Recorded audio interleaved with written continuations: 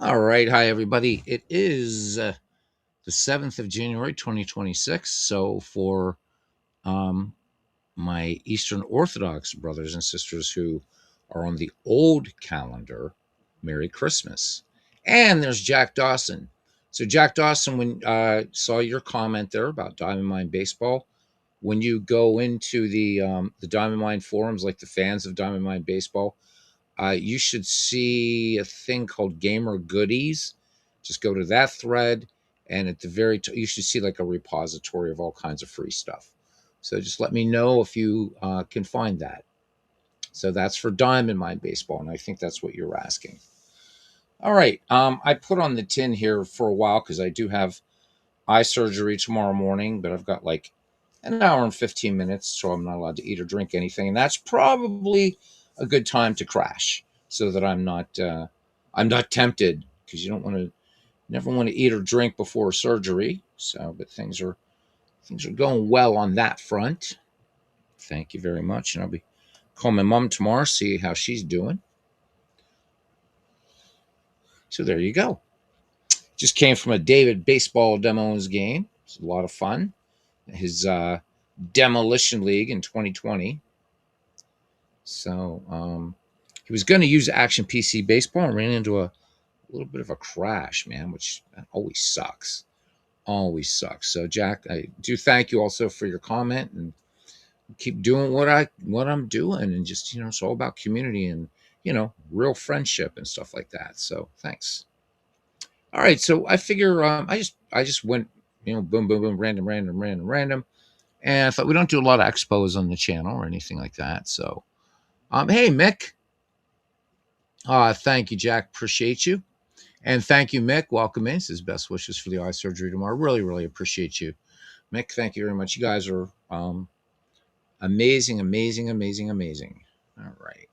So I'm going to play this game for a little while. Hopefully everything goes well. You never know. I was doing a lot of stuff on here, so if we do get a little crash, it's going to be my fault.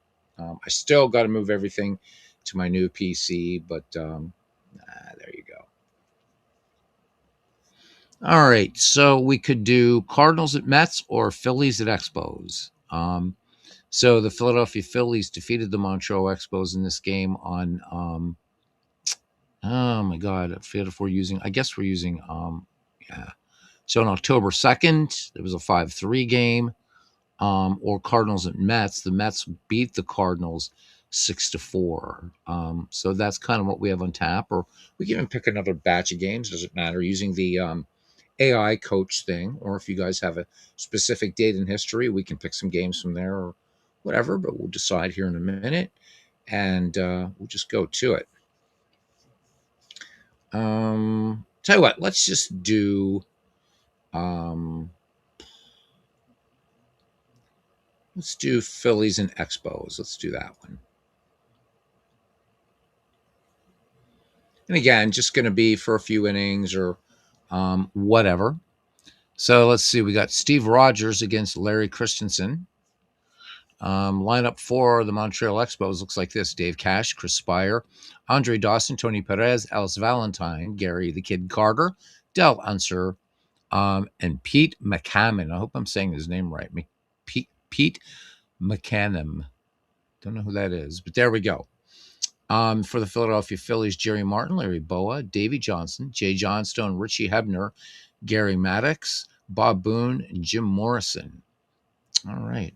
Let's have a little bit of pocket pennant run fun, at least as much as we can. And we're going to use this, but we're going to turn off. I do like to use the warm-up rule, but I think for tonight, we're just going to turn off the, we're just going to have normal pitching, but advanced fielding. There we go. Okay, settings have been saved. And options, red dice with white numbers. All right, so here we are in the game.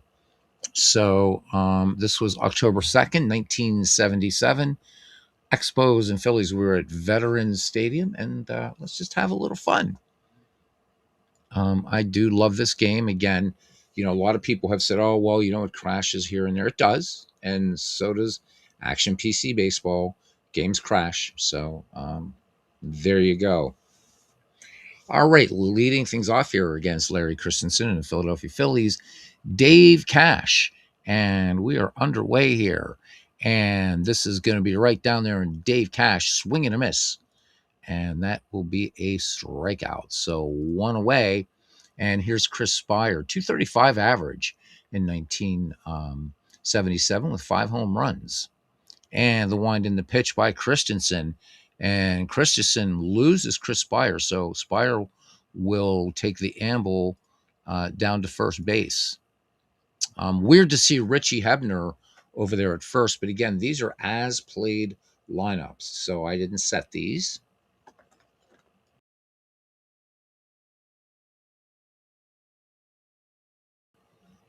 So you have to take it up with you have to take it up with Dick Williams if you don't like what's going on. In this case, Danny Ozark. So Richie Hebner playing first sack. All right, here's the Hawk, Andre Dawson, 282 average, 19 home runs for the Spos in 1977. Here's the pitch, and Christensen just having a rough time today. This is going to be a wild pitch, and you never like those. All right, so runner on second base now. Out there, Chris Spire. Dawson in the box again. And here's the pitch. There we go. That's better. We almost did the same play again. We don't want that one. All right. This is going to be a range play. And this is going to be a fly to left. All right. Runner remains in scoring position, hoping the wild pitch doesn't come back to bite them. Here's Tony Perez, 19 home runs, a 283 average for him in 1977. Christensen deals. And Christensen just having a rough time today. He hits Tony Perez. And I got to do a select hit for that because that's technically, I guess, a hit. So a hit batsman and a wild pitch. Christensen off to a rough start here. So 2 down, and that will bring up Ellis Valentine, 25 home runs, a 293 average for Valentine. Gary Carter waits on deck. Here's the pitch, and this is going to be back to the pitcher. This is not going to be good news. This is going to be an error on the pitcher, and the runners are going to advance one base. So the bases are loaded, and that will bring up Gary Carter, 31 home runs, 284 average, 2 down here, just underway at Veterans Stadium. And Larry Christensen has him loaded up. The only good news is not a lot of speed at second and third. The bad news is a little base hit, and Montreal draws first blood. Here is the wind, or the from the stretch and the pitch. And this one is going to be hit out to right field. Johnstone has it, and Larry Christensen gets out of a serious jam. So the Montreal Expos leave him loaded without the benefit of a hit. There was one error. We go to the bottom of the first. The Expos nothing, and the Phillies coming to bat. So Jerry Martin will be leading things off here for the Philadelphia Phillies again. Playing a game here on October 2nd, 1977, as played lineups. So again, Pocket Pennant Run comes with almost 200,000 games. They're already in there and everything like that. So great stuff. All right. Jerry Martin, a 260 average, 6 home runs. And here's the pitch. And this one bounced out to second base to Dave Cash. And this is just going to be a basic 4-3 ground out. So one away. And here's Larry Boa, 280 average, 4 home runs for Boa. And this one is hit into the gap. So this one hit out to center. And here we go. All right. Do we want Boa to go for second? Why not? And he is safe. So Larry Boa, with his excellent speed, stretching a single into a double as the Hawk gets the ball and fires it back in. All right, but just too much speed there for the Phils and Larry Boa. All right, Boa in scoring position, 1 out for the Philadelphia Phillies. Here's Davey Johnson, 321 average, 8 home runs for him. Here's the pitch to Davey Johnson, and this is going to be grounded to Dave Cash. Oops, yep, grounded. There we go. My fault. So grounder to Dave Cash. but the runner will advance a base. All right, so Bo moves to third, two down. Steve Rogers having a marginally better inning thus far. And here's Jay Johnstone, 15 home runs, 284 average for Johnstone, or for, yeah, 284 average for Johnstone. Steve Rogers out of the stretch, and the pitch, this one hit out to right field, and this will retire the side. F9. All right. So there we go. No runs and one hit. There were no errors. We go to the top of the second inning. We were scoreless here in Philadelphia in 1977. The Phillies and the Expos. All right. So who do we got here? We have Del Unser, Pete McCannon, and Steve Rogers due up for the Spos. All right. Left-handed hitter Del Unser in there, 273 average for him, 12 home runs, struck out 41 times in the 1977 season. And here's the pitch. And this is going to be a batter 11. And this is going to be a power check 8. And this is going to be a double. So leadoff double for Del Unser. He's aboard, no real speed there. And here's Pete McCannon. So just 85 at bats for him in 1977, a 224 average. Did manage to put one out of the park, though. Christensen looks in, has the sign from catcher Bob Boone, and here is the pitch. And a much better inning for Christensen. Swing and a miss on McCannon. So strikeout. So first out of the inning. And that will bring Steve Rogers to the plate. 104 average for Steve Rogers. Runner on second, one down, no score here, top of the second. Here's the pitch, and this is going to be off the batter. This one, line to Davy Johnson. Line to Davy Johnson. So let's do that. L4. L4, L4, L4. All right. Batter up, two down, and we're back at the top of the order. Dave Cash struck out his first time up. And here's the pitch. Dave Cash swinging a miss. Strike 3. So Christensen, pardon me, with a much, much better inning that time. The Expos go quietly, and we go to the bottom of the second inning. No score here in Philadelphia, and it will be Richie Hebner, Gary Maddox, and Bob Boone due up for the 1977 Phils. Steve Rogers ready to deal. Here's the pitch. This one hit to second, but no problem. Dave Cash ranging to his left, and he will have it for out number 1. All right. So Gary Maddox now up there batting in the 6th hole. Maddox with a 252 average, 14 home runs. One down here, bottom of the second inning. Steve Rogers lets it go, swing and a miss. Gary Maddox chases one out of the zone. So Steve Rogers establishing plate dominance early now, it seems. And that will be a strikeout. So PPR has its own game engine. It does, and that's exactly what we're playing right now, Mick. So we are playing Pocket Pennant Run. So not only this is an excellent board game assistant, the largest database of any baseball game out there. It also has a nice baseball engine to it. And if you see these cards, so we just had Gary Maddox. Now, when I hit batter up, that's going to change the card and everything. So I have to think that doing a bit of thinking about who this game would appeal more to in terms of just look and everything like that, or even like feel or the way it plays out. And I think that this is going to be more, hey, John DFW, great to see you. He says, hey, Beatles and gents. There we go. Very good, very good. That for strat players, I think this is pretty cool because the plays are right there on their cards. So for Apple players, but still, I mean, if you're an Apple player, play it or whatever you do. But yes, it does have its own game engine, and they're constantly improving it. So we're going to be looking at a lot of things coming up this year. Bulk import of teams, fielding stats. They're going to be moving away from just the A, B, C, D ratings into like pluses and minuses, or however they're going to do it. So you're going to see a lot more player ratings coming to the game, a lot more to come. Just really excellent. And Paul Fay's Baseball HQ, the Baseball Commissioner app, is actually included with this, but you can get that for free. But that's also included in this for any sort of tournaments that you want to create or whatever. It works seamlessly. This will work with any game you have, but it works seamlessly right now with Digital Diamond Baseball, and now it just fell out of my head. Oh my god.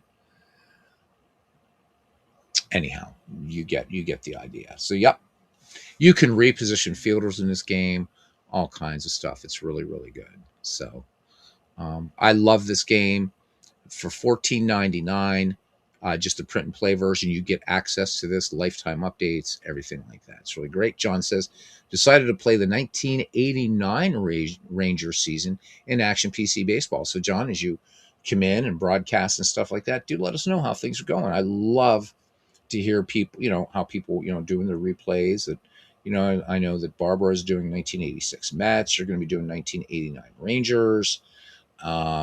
Everybody doing all kinds of stuff. Dwayne Martz, of course, doing 1978 Yankees and Braves.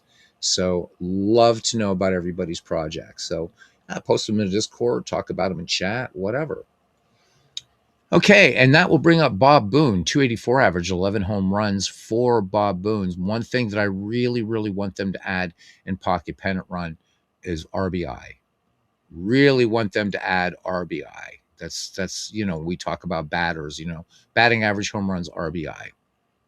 All right, here's the pitch to from Steve Rogers to Bob Boone, and this is going to be 8. This is going to be a drop K, and he is out of there as Gary Carter fires the ball onto Tony Perez. All right, we go to the top of the third inning. We are still scoreless in this historical game.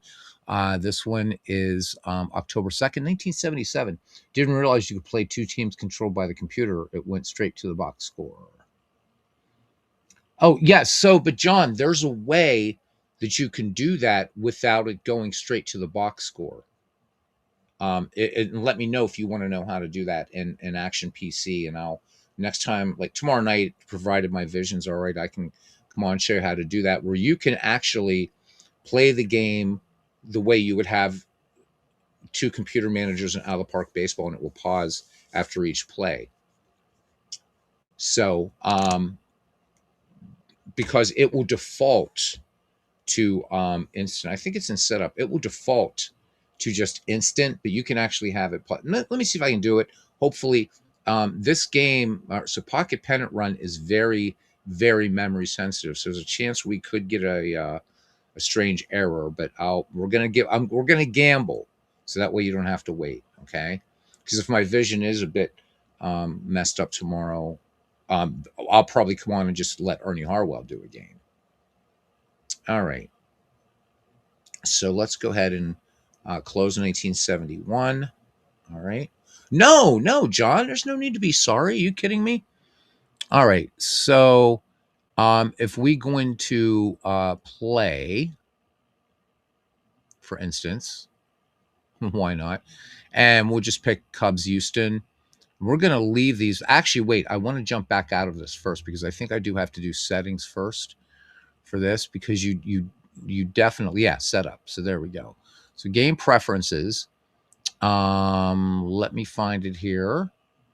Is it players, video, and sounds? Give me a moment, because I don't use that feature myself. Oh, there we go. So on your main screen, John. Hey, thank you, Bernie. Appreciate it. Miss seeing you around here, my friend.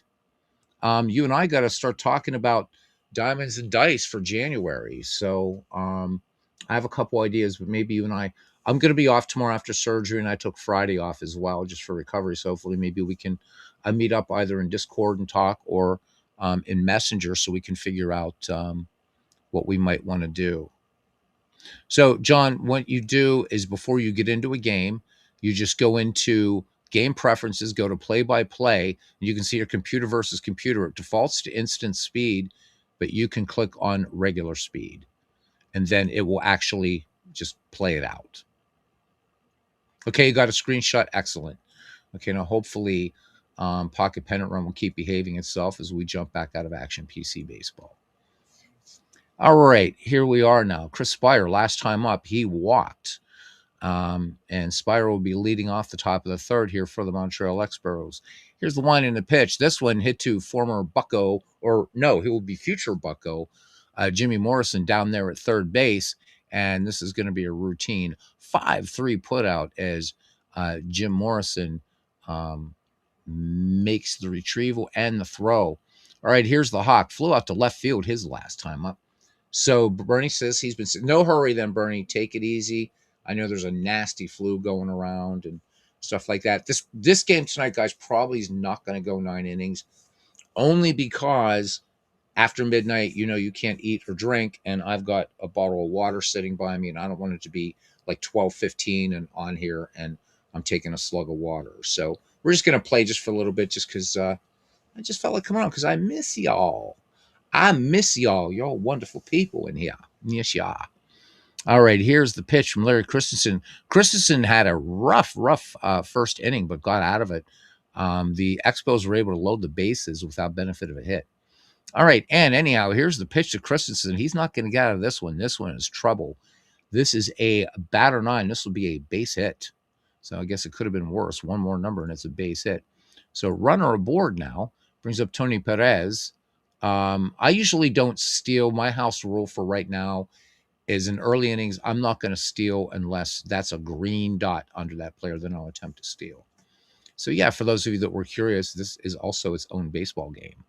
All right. And here's the pitch. This one tapped out to second base here, and that's going to be to Davy Johnson. And Davy Johnson, this is going to be a grounder, but the runners will advance. So let's call this one a 4-3, or the runner will advance, and there we go. So one away. So a lot of speed getting in there, unable to turn two. So going Davy Johnson just going to Hebner for the safe play. And it brings up Ellis Valentine. So he was on base last time thanks to an error by Larry Christensen. Here is the pitch. And this one is going to be a 12 off the batter die. This is a park check, and Veterans Stadium is neutral. So we just go to power. And not good news for Larry Christensen. This is going to be an RBI single for Ellis Valentine as he gets a base hit into center field. Oops, sorry, I messed up. I have to go back so that you can do that. Let me just undo. Yeah, there we go. Reset it back. Yes. Okay, so that was actually this. There we go. And now run scores. The other thing I want to remind you that's really, really cool. So let's say you were playing the 1941 season and you wanted to try to see if you could maybe duplicate DiMaggio's hitting streak. This is really cool. I'm not using it. In fact, I rarely use this, but if you go here to options, you got boost slump batter. So it's no longer available.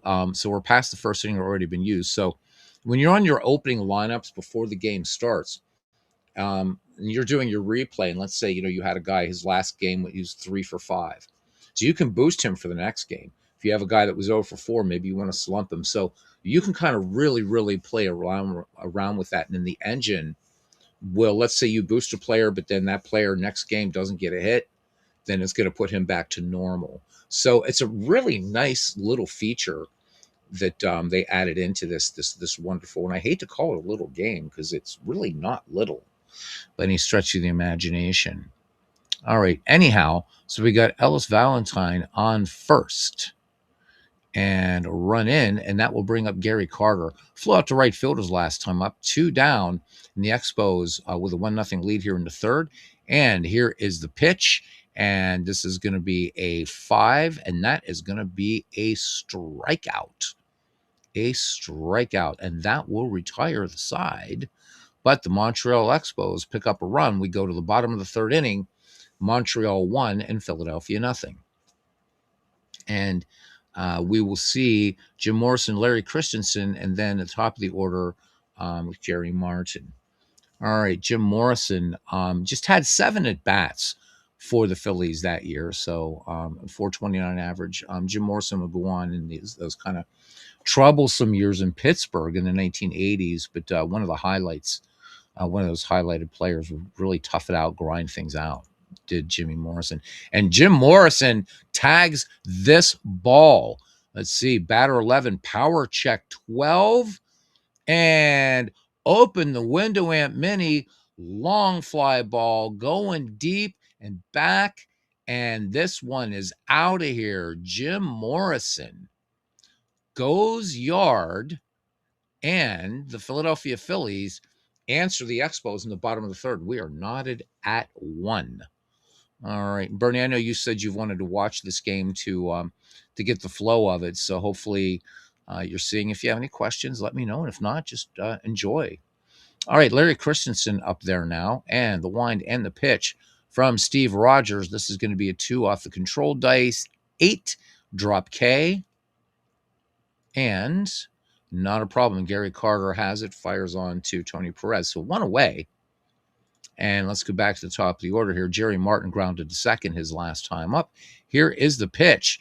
And this one, tapper to short, and we are going to have a play. And this is just going to be a 6-3 put out. So no runners on, so we'll just do that. Boom. So 2 away. And brings up Larry Boa. Doubled his last time up. Here's the wind and the pitch. This one hit out into left field. This one coming down, and Del Lunser is going to stop short and let it bounce. So this will be a base hit. And brings up Davy Johnson. Let's see if Danny Otsark wants to try a steal here. No, he does not. Davy Johnson last time grounded to second. Here is the wind and the pitch. And this one is going to be on the left-right chart 6.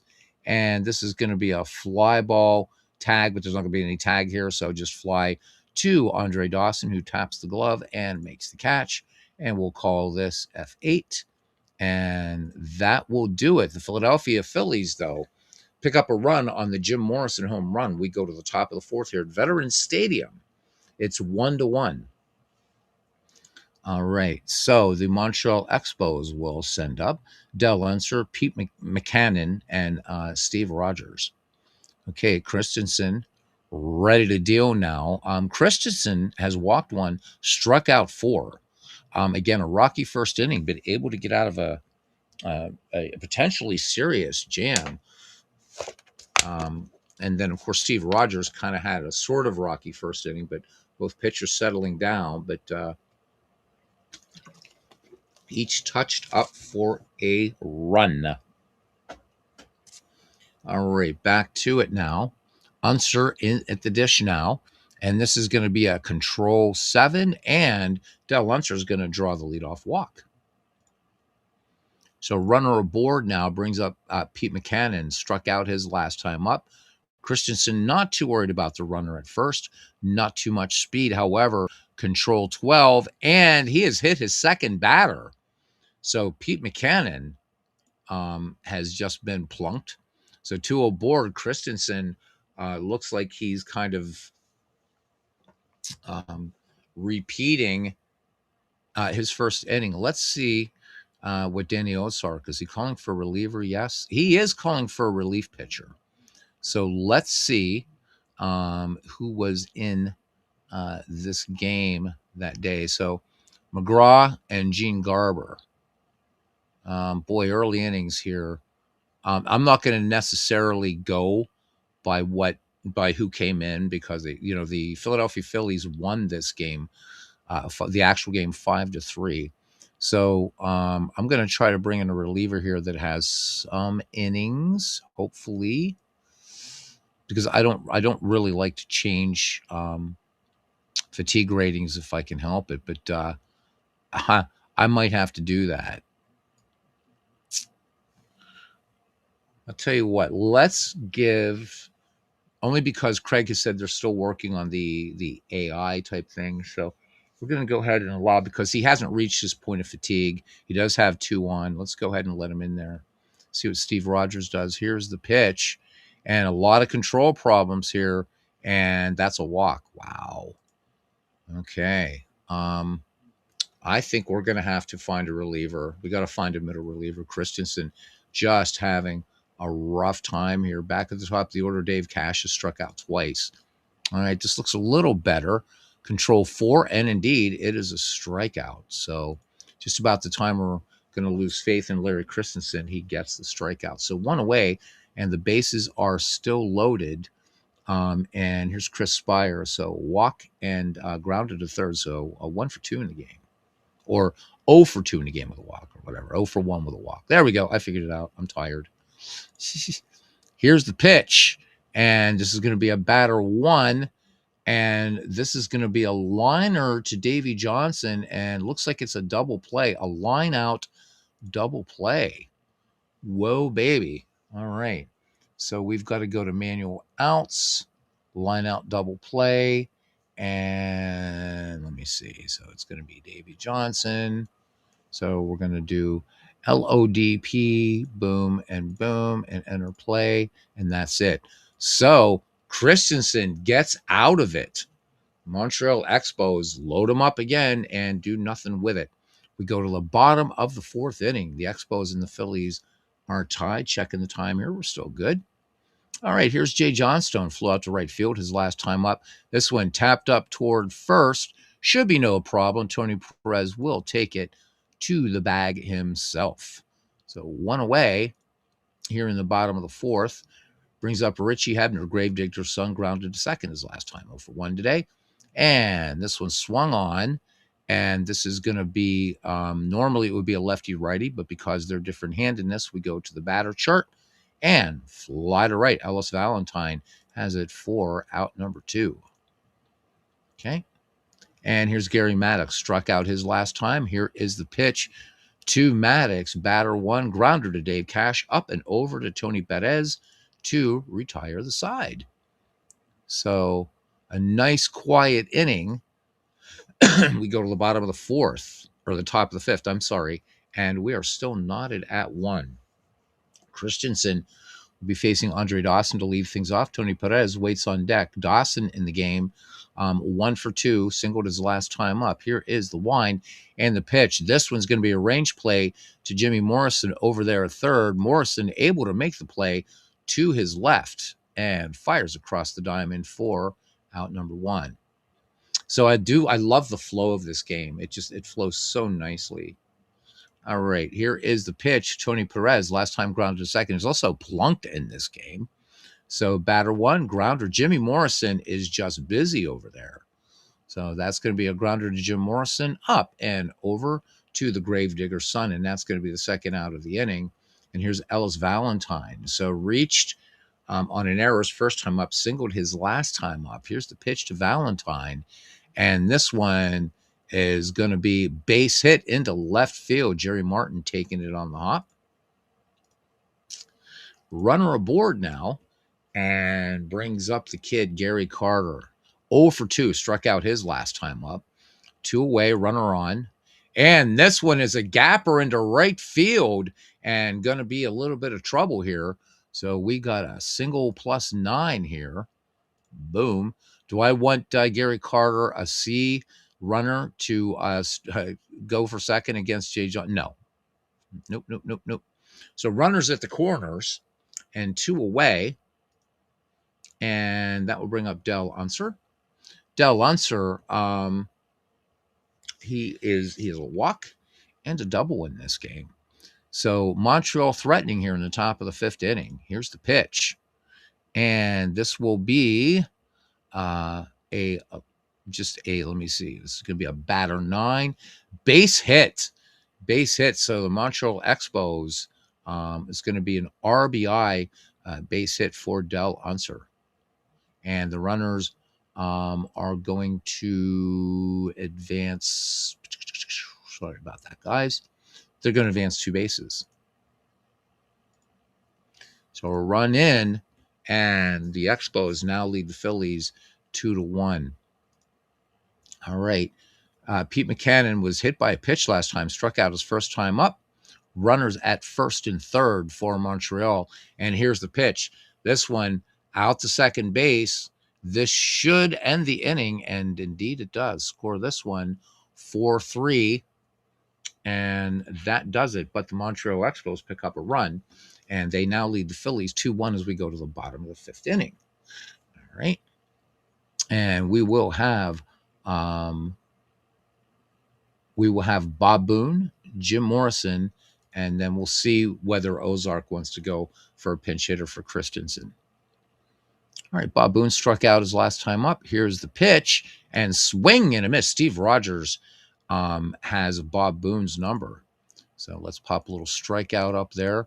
One away, fourth strikeout issued by Steve Rogers. Brings up Jimmy Morrison. Went yard last time, giving the Phillies their only run back in the third inning. So tying it up then.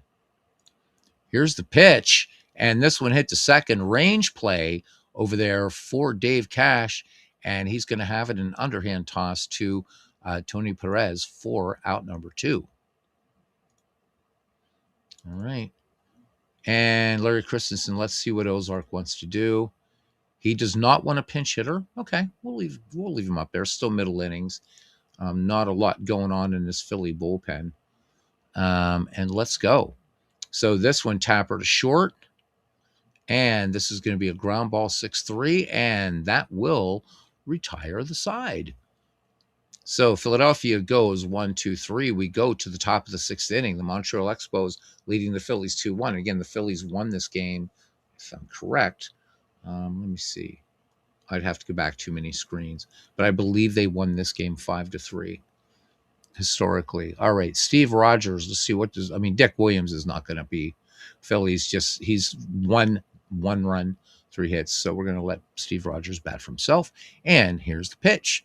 And this is going to be a strikeout. So one away. Christensen has recorded his 6th strikeout right now, but Christensen's been erratic. He's plunked 2 batters. He has struck out 6. He's also walked 3. But kind of amazing that the Expos right now only 2 runs off of Christensen.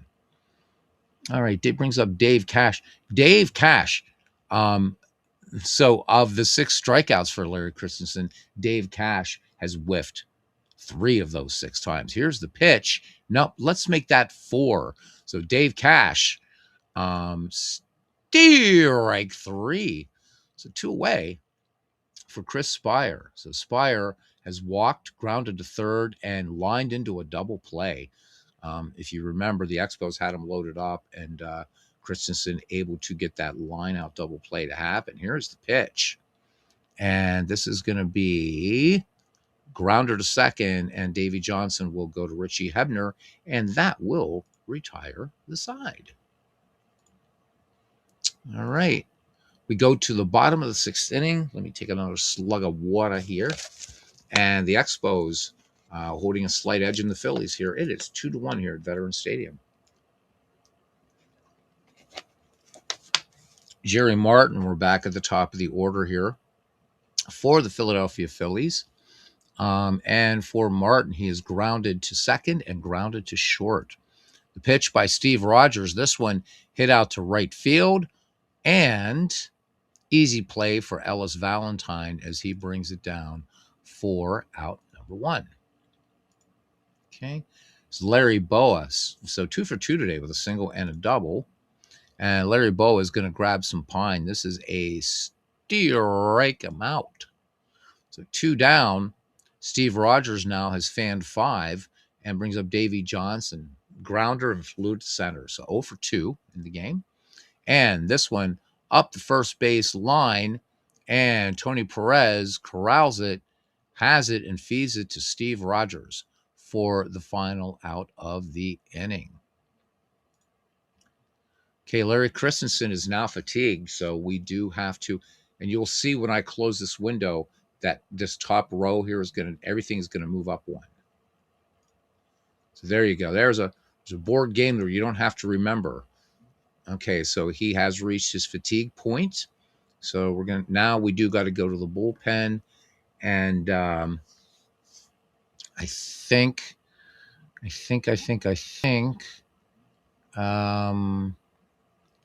Phillies probably want to keep it close. Let's bring in Gene Garber. And I'm just going to leave his fatigue rating at 2. Okay, there we are.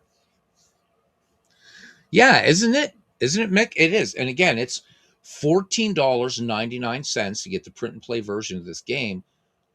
But then you get access to this software. This is called Pocket Pennant Run Manager, and it works really, really nice. And it does have, I'm not using it, but it does have a great pitcher warm up mechanism. So, super cool game. The physical game is $24.99, but I mean, seriously, Mick, this has the databases when you combine them all.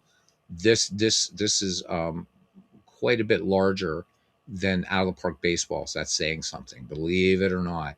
But there's so much more you can do with this. But you've been in here when I've been demonstrating the other things you can do with this board game companion.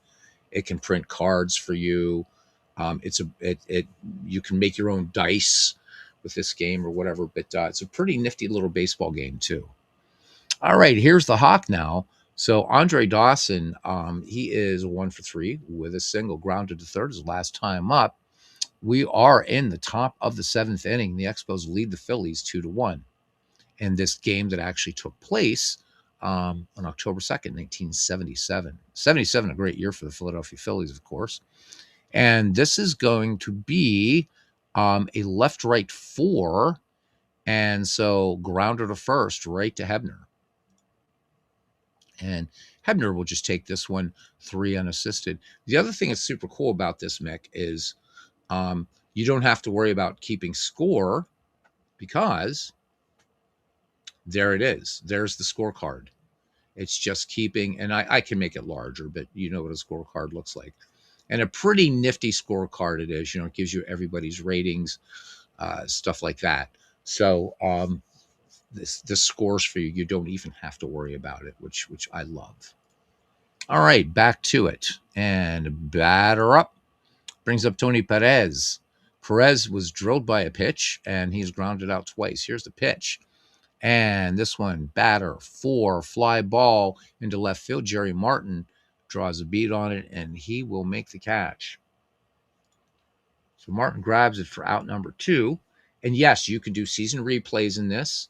I just picked a game at random for baseball history, but you can do season replays in this. So pretty cool stuff.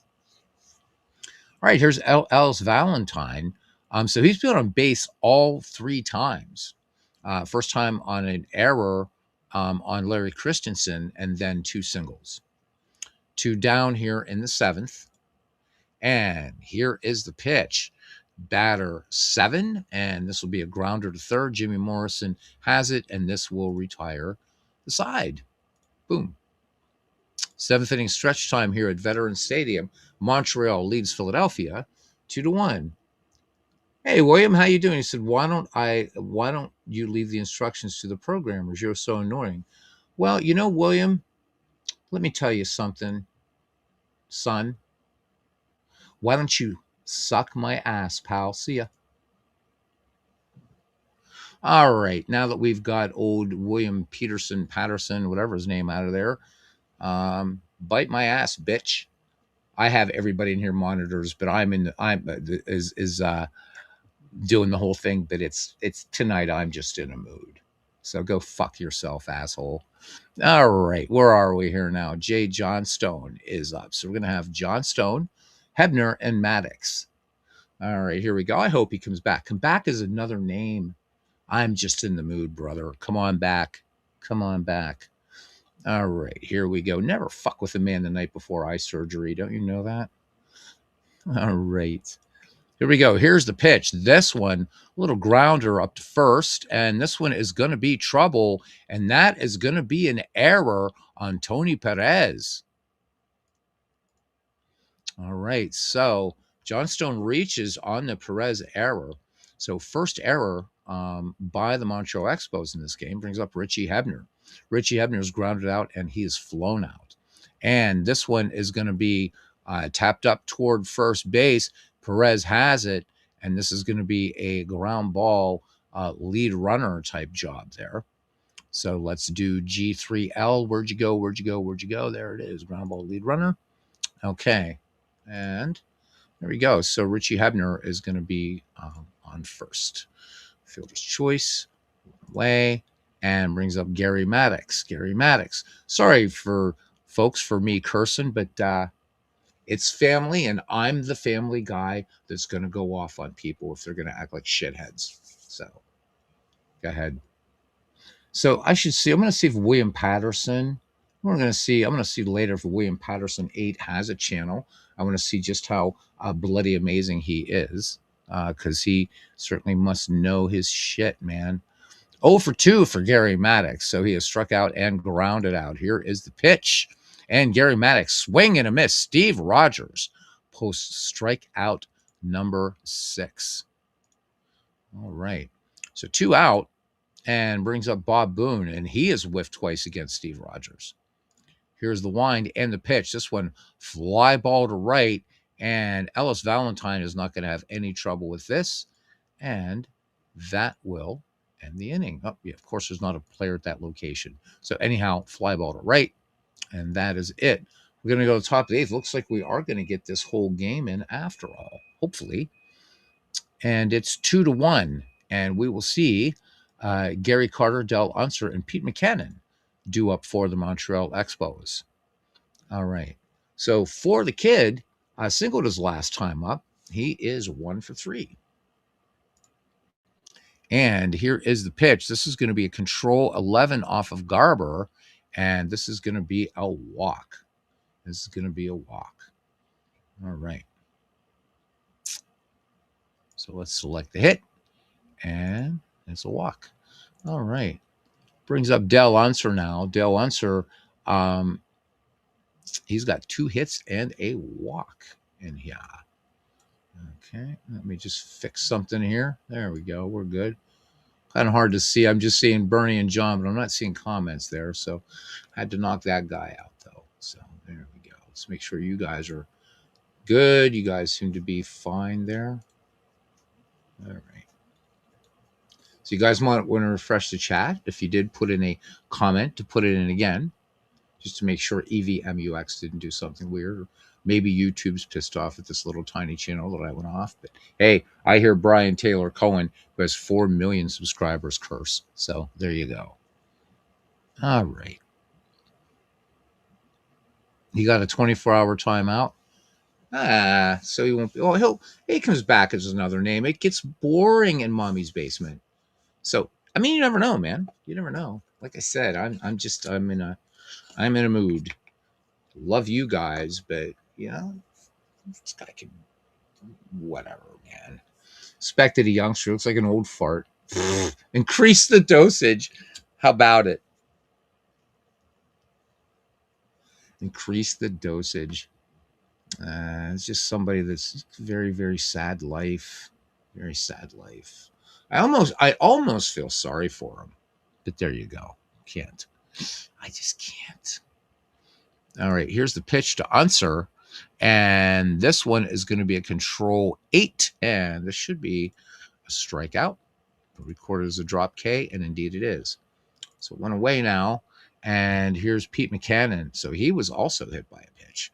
So it was on base once, courtesy of that. And here's the pitch. McCannon makes good contact on this, but fly ball out to Jay Johnstone in right.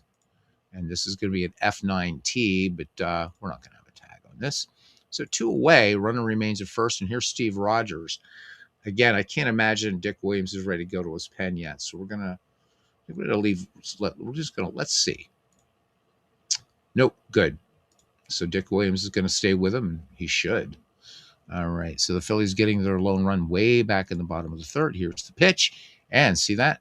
Control 2, and that is a strikeout. All right, by the way, he has no YouTube content, been signed up since 2012. Maybe hacked. Hard to say. Hard to say. Maybe his mom hacked him. Okay, Steve Rogers now has reached fatigue. So we are going to go and see who was in this game for Montreal. So when you play this game, guys, any player or pitcher or whatever above the dotted line was actually in the game. And now, since they lost this, it seems like that Hal Dues, whatever, his fatigue rating was 4. So I don't think we're going to go that way. Um, let's go to our bullpen here instead. And who do we want to bring in here? So I need to look at some pitcher data here. So let me see. So their save guy was Don Stanhouse, Joe Kerrigan. So let's bring in Santo Alcala. Why not? Oh, thank you so much, cousin Ken. I appreciate you, man.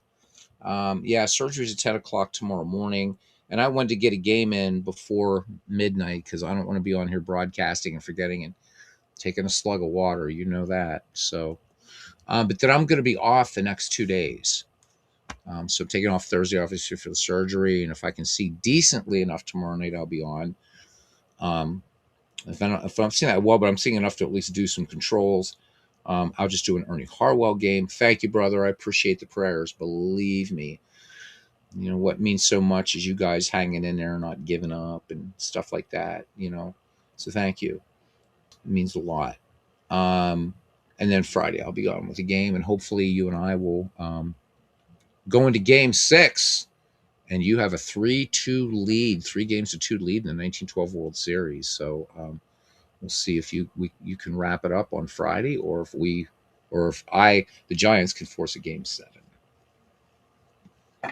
All right, I think Santo Alcala is going to be our guy. Well, now let's bring in Atkinson. Let's let him do some setup here. Okay, so let's bring in Atkinson and go to the mound. So we're not going to change any fatigue ratings. All right, there we go. Mark, yep, having surgery tomorrow, buddy. Yeah, just back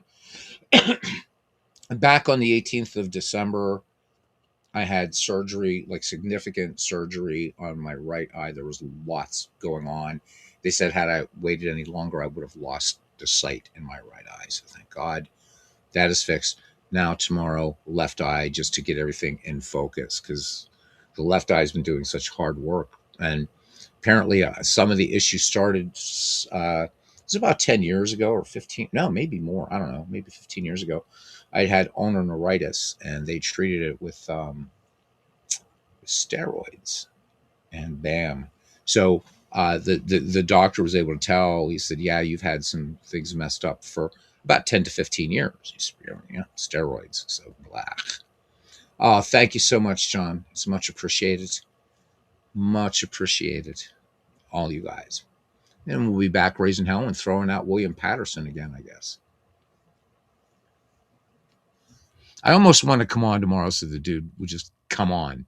All right, here's Jimmy Morrison. So Jimmy Morrison with a home run in this game. Bill Atkinson, I'm looking at his numbers here. He worked 84 innings for Montreal in 1977 with a 3.32 under an average. He fanned 56, walked 29 with a record of 7 wins, 2 losses, and 7 saves. So we're going to let Atkinson play a little bit of setup here to get Montreal to the ninth. Philly's down 2-1 right now. So the only run for the Philadelphia Phillies, represented by this guy right here, Jimmy Morrison, went yard in the bottom of the third even. Hey, and there is Legend Sports Universe. How you doing, brother? Thank you so much. Should be all right. Freaked me out the first time. Hurt a little bit, but it was okay. But the surgeon is pretty confident that this one is going to be. And Lord willing, the creeks don't rise. I should be back to 20/20 vision. So I'm really looking forward to that, to not be squinting at stuff. But I'm already seeing, like, even this game. So seeing things better. So, Legends, what do you got coming up on the channel, brother? Thank you. Boa sorte. Portuguese, too, for extra luck. Thank you, man. Thank you. Thank you. Mi fratre. You know what that means in Italian. Legends, what you got coming up, brother? You got some baseball coming up here soon tonight? Maybe? No? Yes?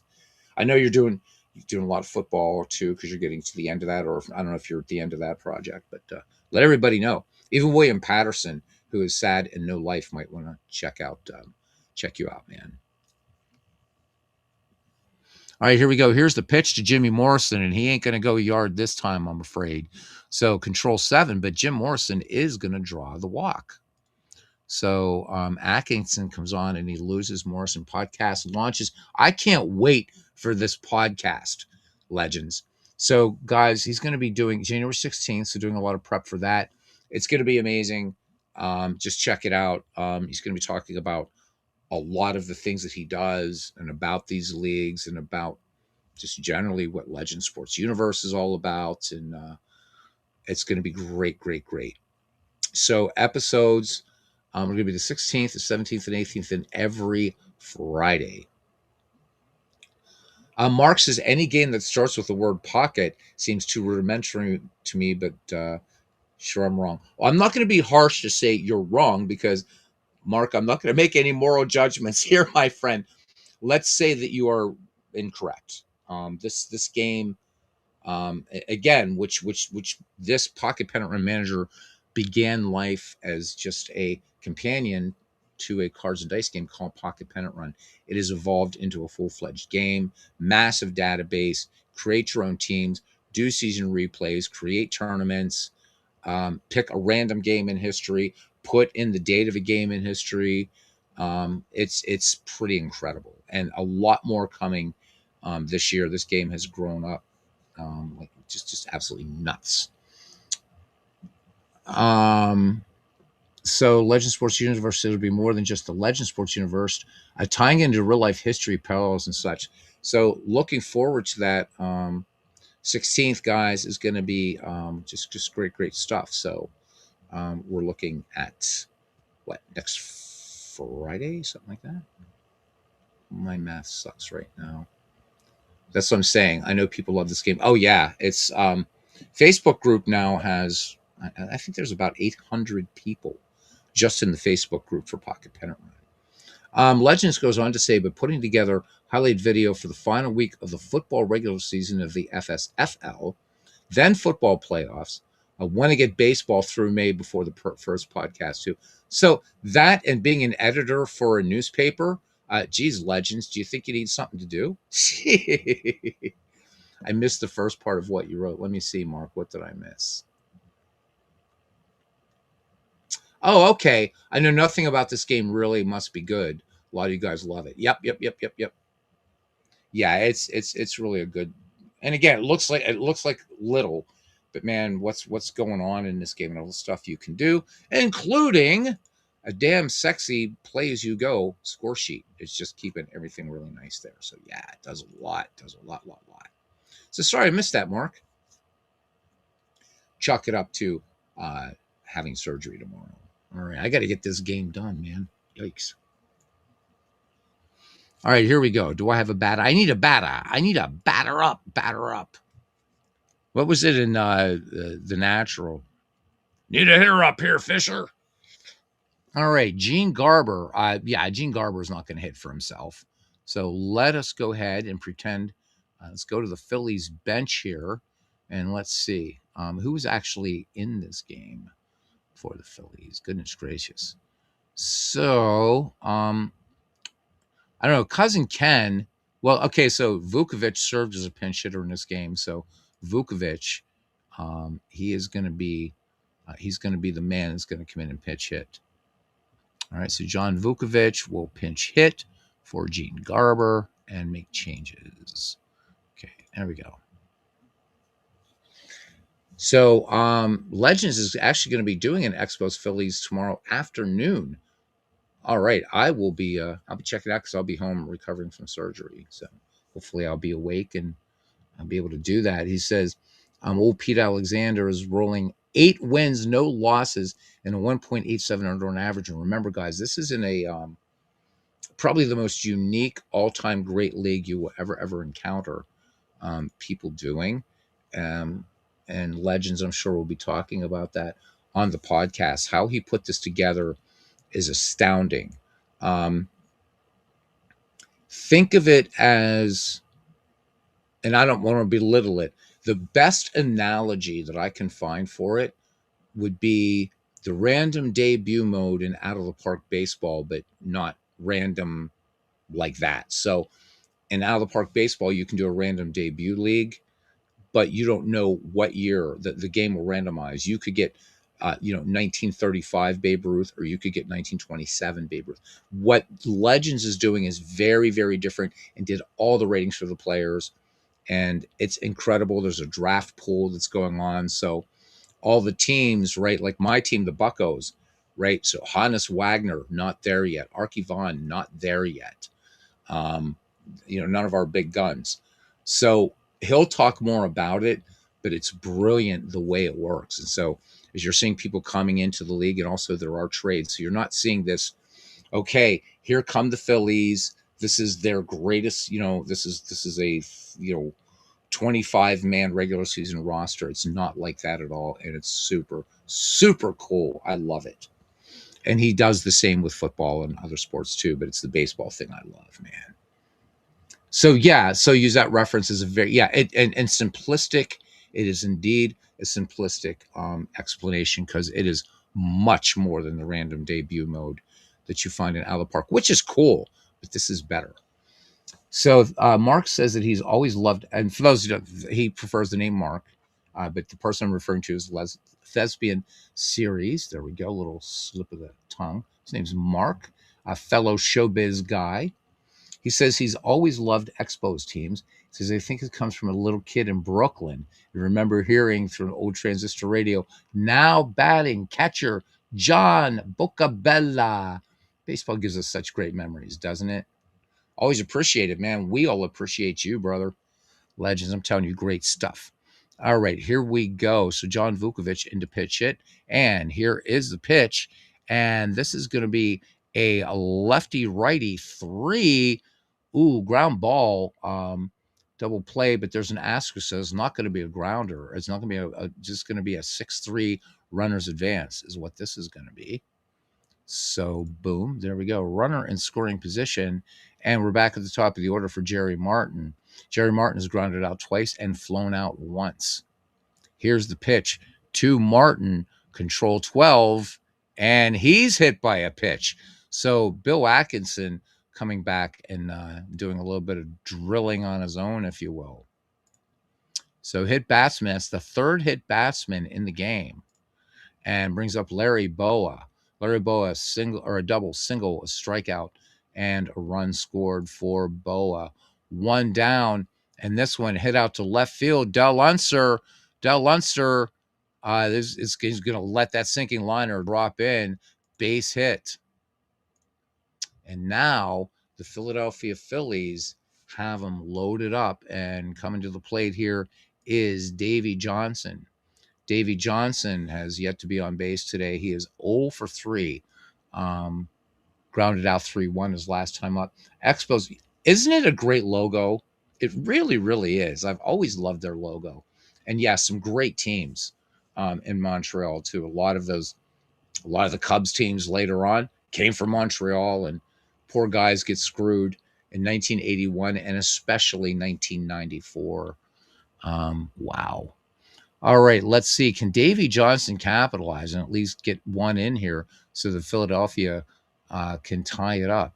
Here is the pitch. Atkinson works from the stretch, and this is going to be out to left field, and this is going to be a fly ball. This one should tie the game. So fly ball, is that giving me a tag question mark? I'm sorry, I just need to look at this again to make sure I'm entering the play correctly.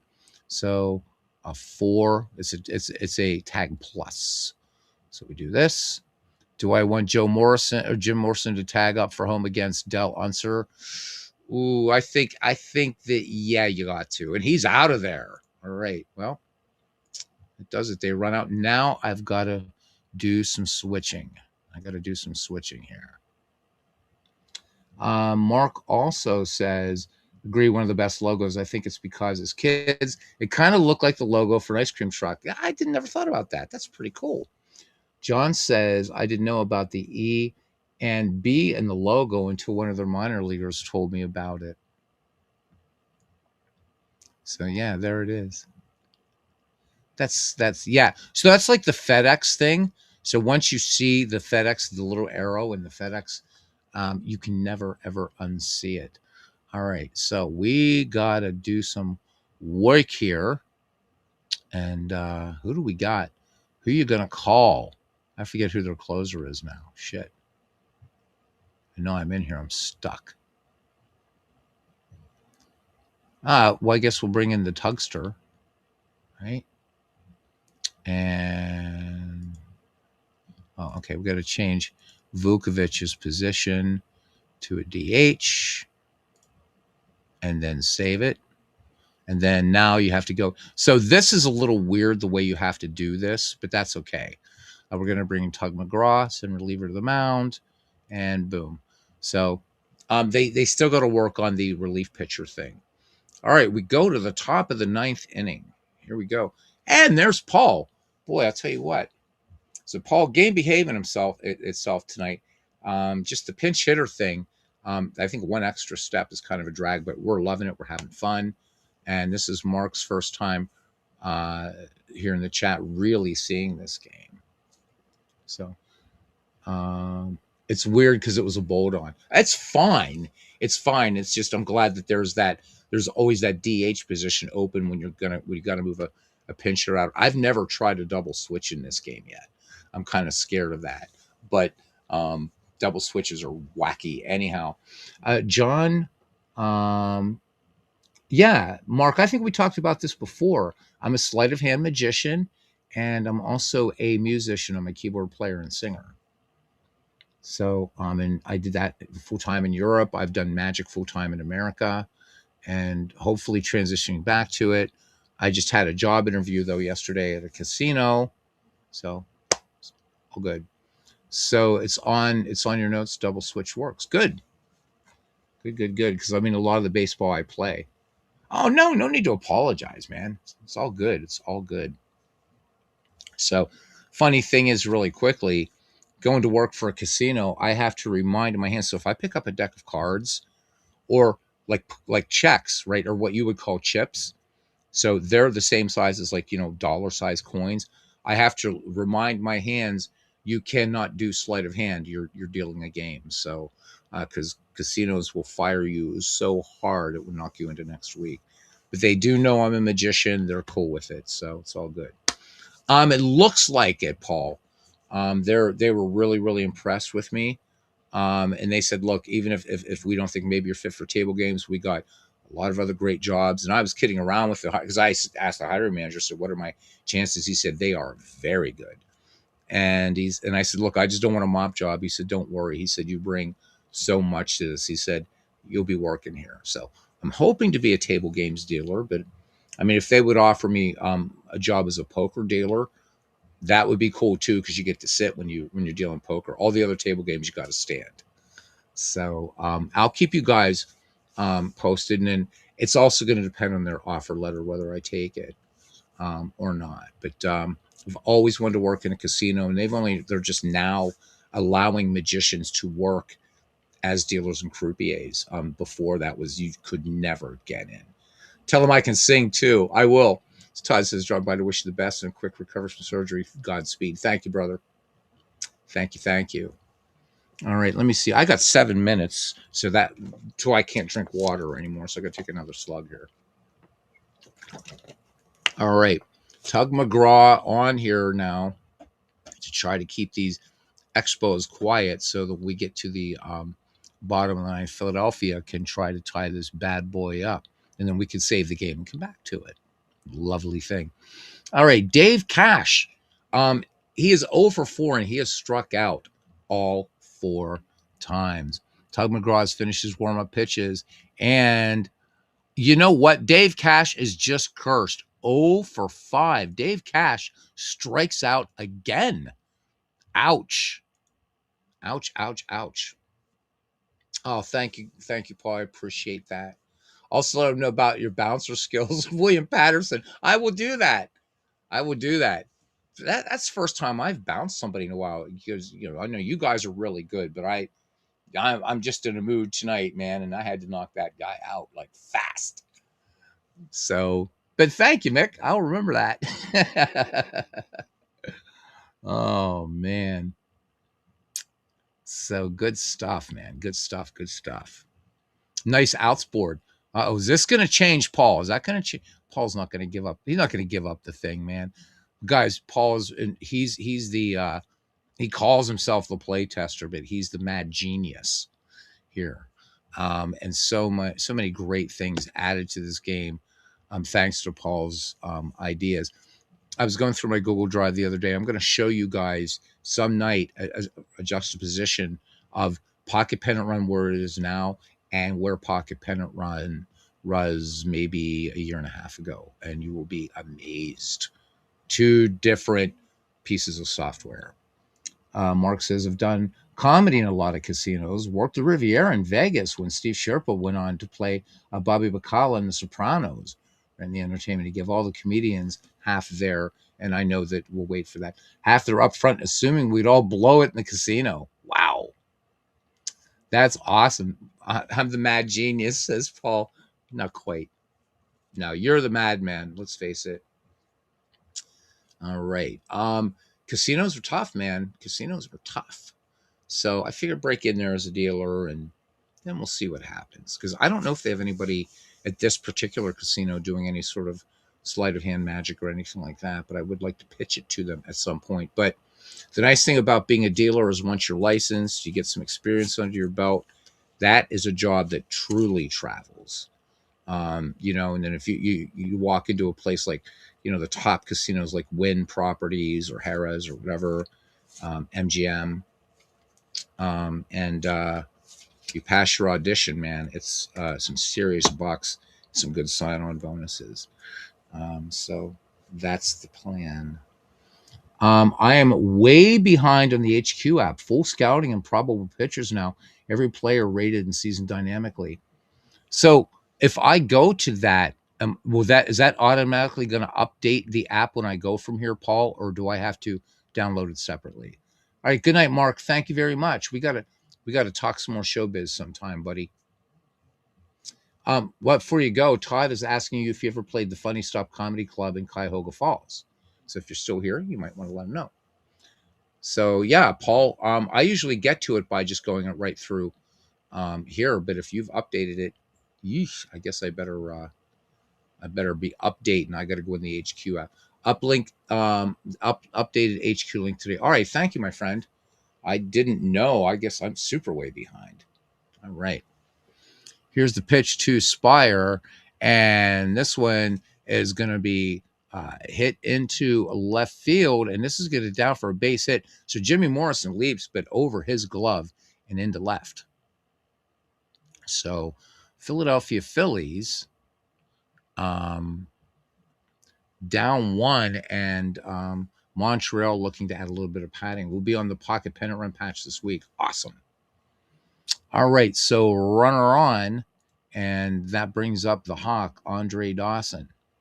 Dawson, in the game, he is 1 for 3 or 1 for 4 with a single. Here's the pitch to Dawson, and Dawson connects. This one is going to be a fly ball center field park check. This is neutral 5, so it is not going to be this is going to be a ground rule double. So here we go. The Hawk coming through with a ground rule double here. Boom. 2 in scoring position for Montreal. And Tug McGraw is in a little bit of trouble here. Let's see what Danny Ozark wants to do. Ozark calling for reliever. Wow. Let's look at pitcher data here. I guess, you know what? We're going to go with Ron Reed, I guess. We'll go with Ron Reed to see if he can kind of try to save this thing. So the Tugster was actually in this game as played. And you look at those ratings here, he's a AAA 2. Forget the 2, that's his fatigue about AAA. But it looks like it's Ron Reed is going to be coming in. So I turned off the pitching thing for tonight. Oh, I got 1 minute left. Holy shit. He said no, but he's played 1 million gigs in Ohio. So I used to live in Toledo. I wonder if I ever caught you there. Toledo, Akron, Dayton, Mansfield, Cleveland, Cincinnati, Sandusky, Port Huron, Youngstown. Did you ever play in Put in Bay, Mark? I'm curious. So that's a cool entertainment spot. So that's because you mentioned Sandusky. I was just wondering if you're ever out in Put in Bay in Ohio. Paul says he had a game with 27 strikeouts yesterday. Yikes. One had 15, one had 12. I know we're keeping you here, Mark, when you're ready to split. But hey, you know, just want to know. Magicians and comedians have a very, very interesting kind of interplay against with one another. Like comedians are cool and magicians aren't at comedy clubs. Magicians are cool and comedians aren't at magic things. So unless you're a comedy magician, I mean, you can't play the Magic Castle unless you're a magician anyhow. But I love comedians. Man, I'll tell you what, comedians and magicians do share something in common that unlike other performing artists, so actors, dancers, musicians, um, comedians and magicians, we have to deal with hecklers, and the magicians have that extra thing on top that we also, you know, like just what we do. So you're dealing with hecklers while you're trying to execute a pretty intricate move. So pretty crazy stuff. I don't do a lot of stage magic. Mine's mostly close up magic, but still. Trade player just specifically, we definitely was definitely talked about. Definitely talked about a lot of gigs. I did. Mark, we don't want to hold you up, man, but you and I should talk some showbiz some night because I miss it. All right, Tony Perez is up now, and Tony Perez has been hit batsman and then 0 for 3. All right, Ron Reed has finished his warm-up pitches. 125 innings in 1977 for the Quakers, a 2.74 earned run average, 84 strikeouts, 37 walks. He had a 7-5 record with 15 saves. And here is the pitch, and it doesn't look good, I'm afraid. This is going to be a wild pitch, and Jim Morrison is going to come in, and he's going to score. So thanks to Ron Reed kind of losing control of the ball, the Montreal Expos get a little bit of insurance. 3-1. All right, here is the delivery to Tony. And this is going to be a rundown lead runner. Uh-oh. Rundown lead runner. So boom. And Andre Dawson caught in a rundown, 2 down. That was absolutely huge. Andre Dawson scores, and that's a problem. All right. Oops. Sorry. Here's the pitch. And this one, fly ball to left field. And this is going to be an error. So, Paul, while you're here, I always get the error. I guess that's just this, and it should do the question mark thingy. No. Okay. So that one always trips me up, but I think I got it right. All right. There we go. Here's Ellis Valentine now. He has singled twice in this game. On and an error. This one, Tapper to second. Yeah, I know. There's not a player there. I didn't click in the sweet spot. And this is going to be a ground ball to second, and that will retire the side. We're just going to score it that way. All right, we head to the bottom of the ninth. I can no longer drink water now. I guess your body knows when 3 minutes past midnight. And who do we got up here for the Phils? We got Jay Johnstone, Richie Hebner, and Gary Maddox due up. So good game here. Good game, I have to say. All right. Jay Johnstone is up. And we're going to be checking Danny Ozart all the way through. Ozart for pinch hitters. There's another history maker. Baseball 1975 White Sox Twins. 7 errors in the first 2 innings. Yikes. Ouch. Crazy. All right. Lefty Jay Johnstone in there. And Bill Atkinson comes at him. And that is strikeouts. So 1 down for the Phils here in the bottom of the ninth. Brings up the Gravedigger's son, Richie Hebner. So this is after Richie as a bucko goes cross Commonwealth. And Hebner board last time on a fielder's choice. Here's the pitch to Hebner. And batter grounder to Tony Perez. Tony Perez is going to wave off Bill Atkinson and take it to the bag himself for out number 2. Phillies down to their last batter. Gary Maddox, 0 for 3, including 2 strikeouts. Here's the pitch. Maddox, though, gets into this ball, and he's going to keep it alive. Base hit into right center field. Runner aboard. I don't think Danny Ozark wants to try to steal. Nope, good. I wouldn't either. You don't want to run yourself out of this. And here's Bob Boone. So Bob Boone, he's whiffed twice and flew out to right field. Atkinson ready to rock and roll, and this should be your ball game. And it is not. He walks Bob Boone. So the Phillies not going gently into that good night. All right, Jimmy Morrison. Jim Morrison has homered, grounded out, and walked. Is there a little bit of what was that saying? A baseball movie. Anyhow, here's the pitch to Morrison. Let's not get into any crazy stuff here. And this is going to be a left-right one, and that is going to do it. This will be a 6 or a 5-3 double play or 5-3 ground out, and that's your ball game. That is your ball game. Pocket Pennant Run Baseball. Montreal Expos take this one 3-1. And there's your box score. And so the other thing that you can do with this game, guys, is using Paul's HQ app, which again I'm very much behind on. You can open HQ stats. You can export to HQ CSV, export to Excel if you want, export all of this to a PDF. We've got our results in there, and pitcher results are entered if we were doing all this stuff.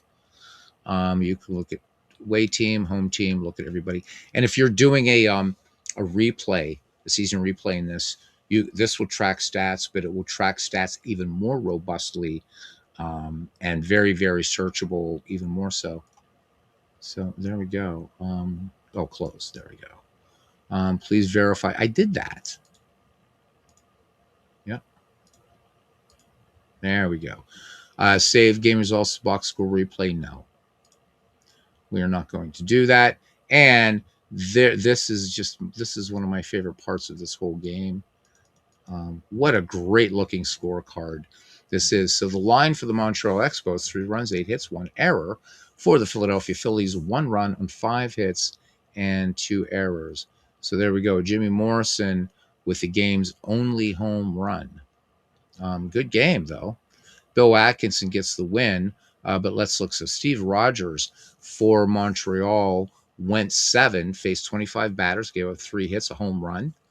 And of course, that was the earned run. Bill Atkinson gets the win in the game, pitched 2 innings, faced 10 batters, surrendered 2 hits, walked 2, struck out 1, and even hit a batter. I mean, so there you go.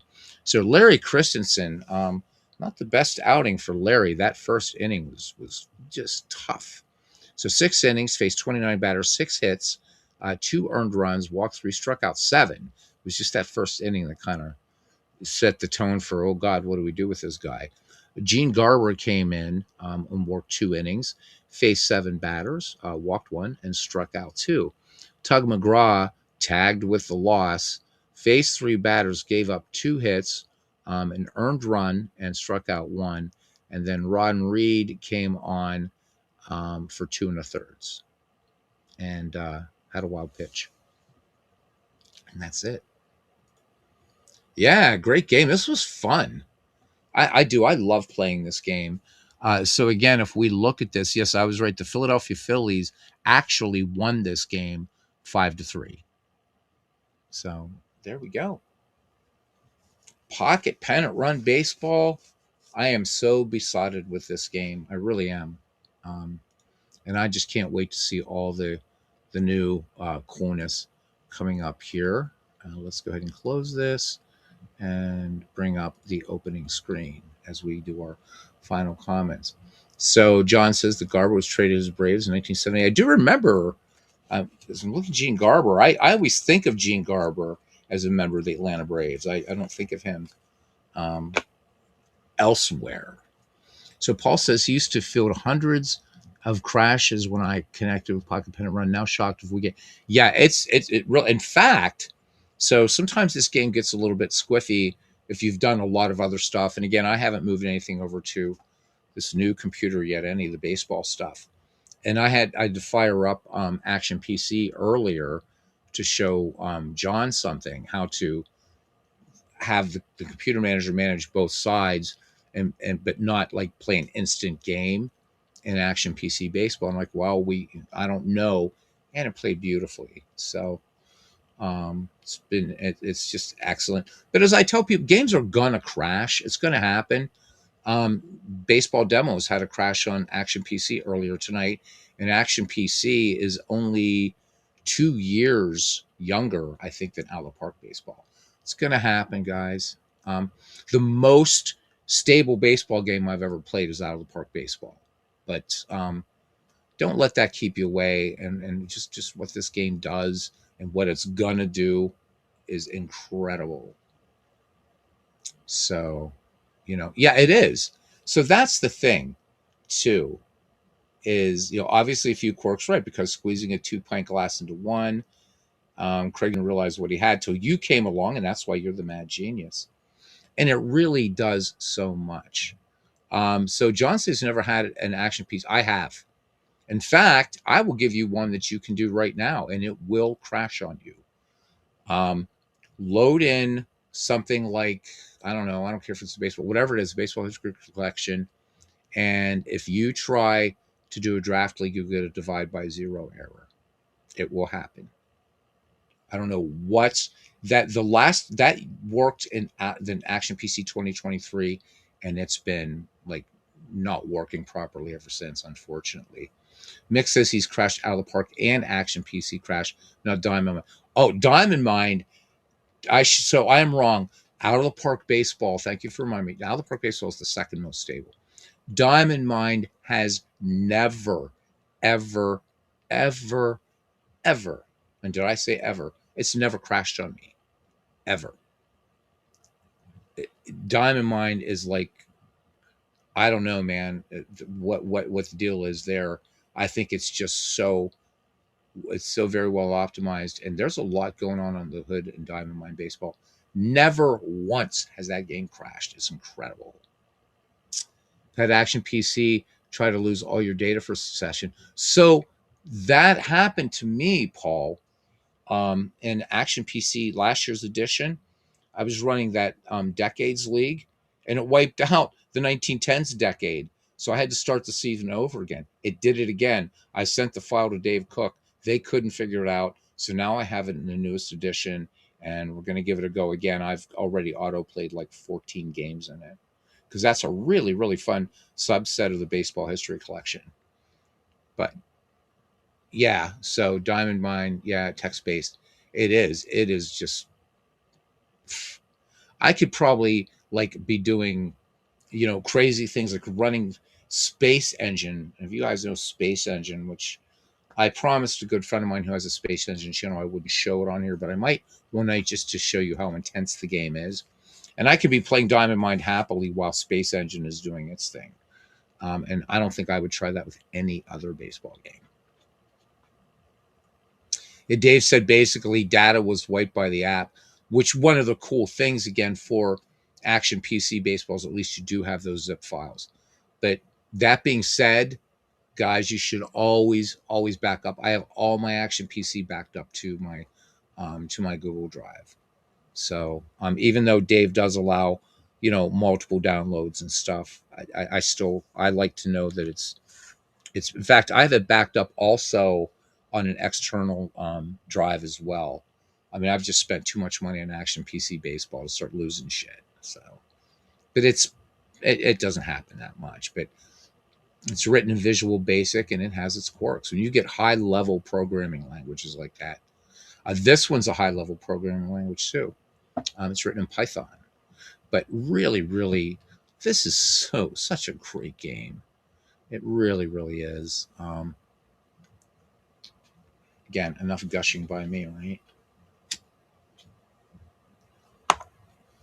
And I think that is it, gentlemen. Although I don't have surgery till 10 o'clock, so I have to go to bed early. I'm just afraid if I sit here, I'm going to forget and take a slug of water. Although I don't know why that's so important. I'm not intubating or anything like that. So, but it is what it is. Someone asked me why I didn't supply every season. Oh my God. Are you serious? Are you? Does somebody literally ask you that? Um. Okay, so no baseball game has that. I mean, out of the park baseball has every season, and they're not preloaded, man. You got right. Action PC. If you own, and I have them, if you have all the seasons, they're just, oh my god. Okay, so that's Paul. That's really. Are you serious? Right? You're not just having the mic here. Somebody really asked you that. That's pretty wild. So Ken saying hello to Paul. So thank you, Paul. I really, really appreciate that. I that's they said they yes, they said I should have 24/7 helpline. Oh my god. I mean, jeez. Okay, look, guys, this my version's out of date. I don't feel like going yet. My version is out of date. But this is something that Paul created. And yeah, I know, Paul. I keep forgetting to turn off, but I remember the code. So, um,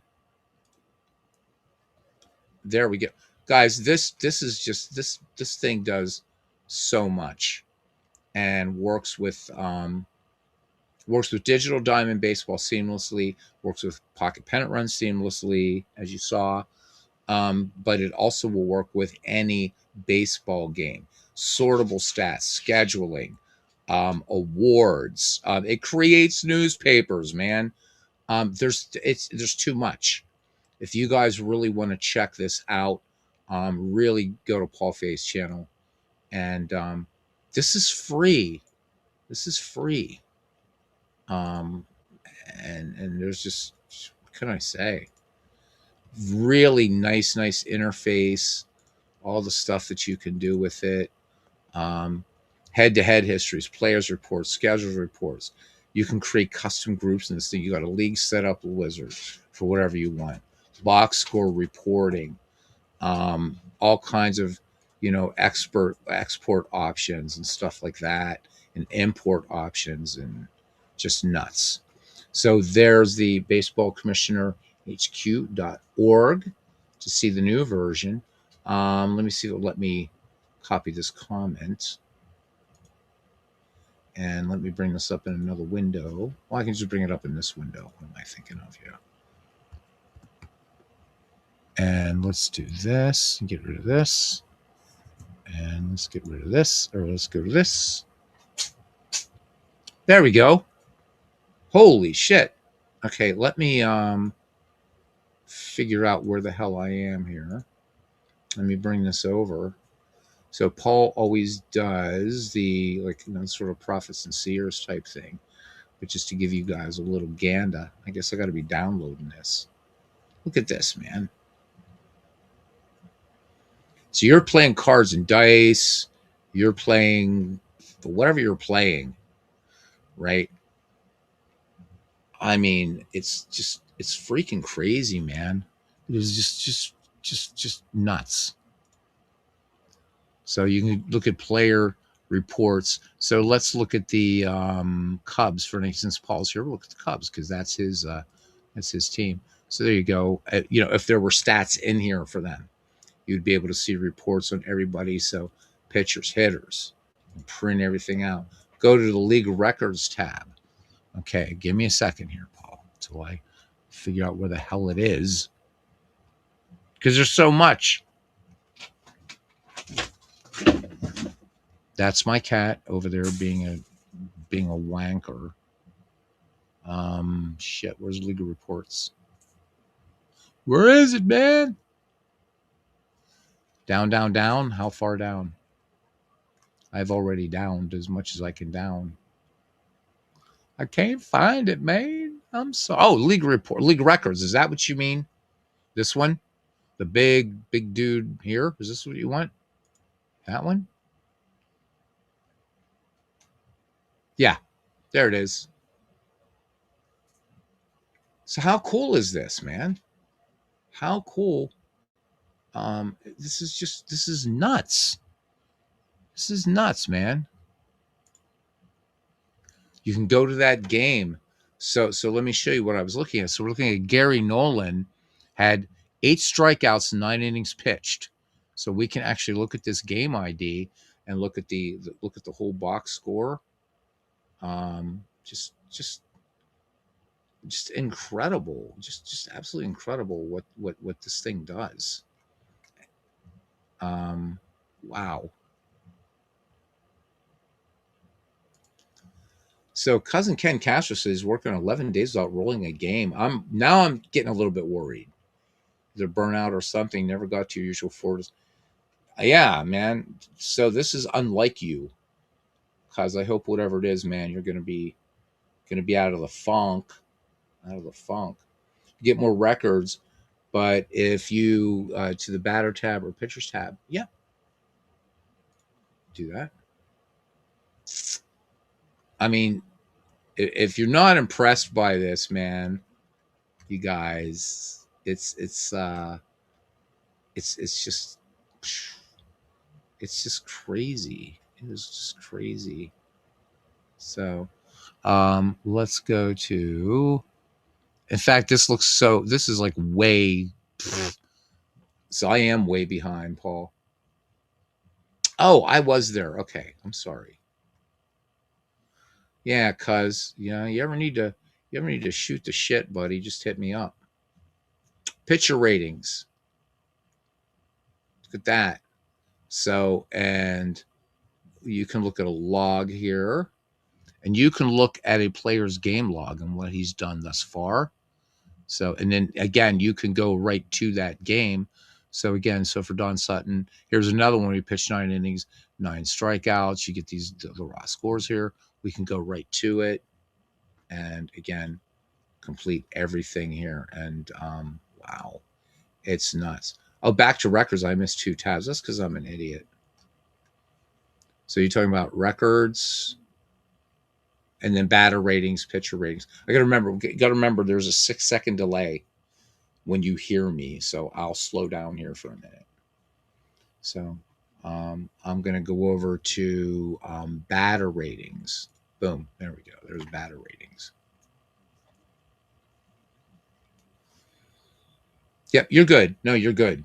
So we can see everybody's rated. You're going to see like what, how these are rated. So you're going to get baseball stats over here. But again, let's look at do we have any Chicago Cubbies up here yet? Trying to do you a good turn here, but it looks like it's a bunch of American. Oh, there we go. Now we're down to the National League. I don't see any Cubbies though, but I could be blind. But let's pick Sandy Alomar. Just look at his game log, and let's just say, okay, so he went 2 for 4. Click on the game, and you can see everything. So imagine this: you're playing a cards and dice game, and this is going to track everything for you, everything. And if I may say, it changes the game. I really think that it will make a long-term project more meaningful. If you're a person that wants to track stats and you don't want to do it by hand, get this. Get this. So just so much on here. What can I say? You gotta, oh, crazy.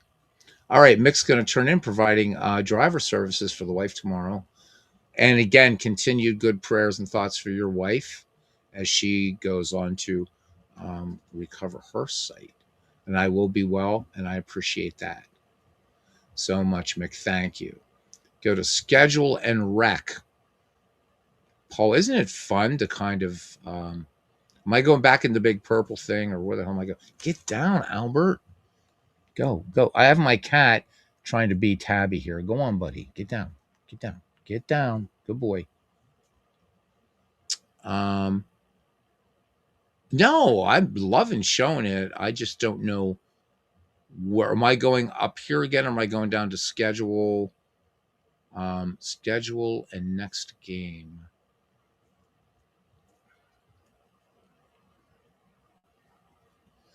Not schedule report though, right?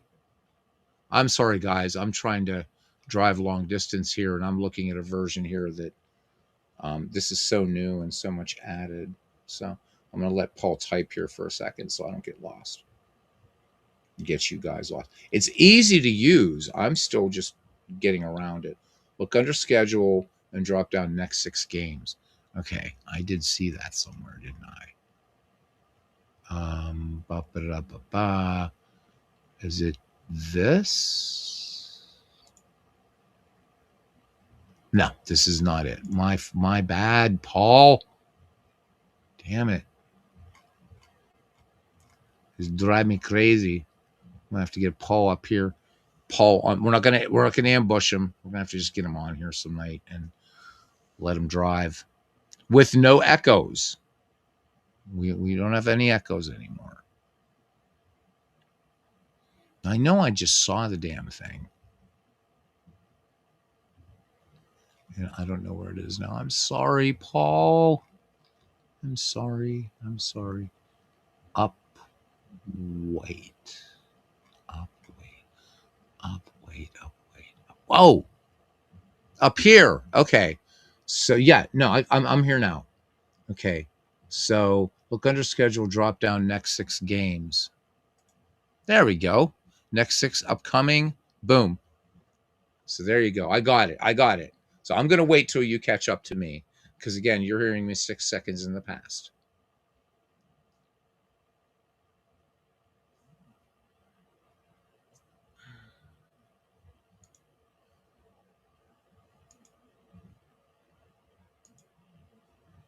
So this is where we should be, I think.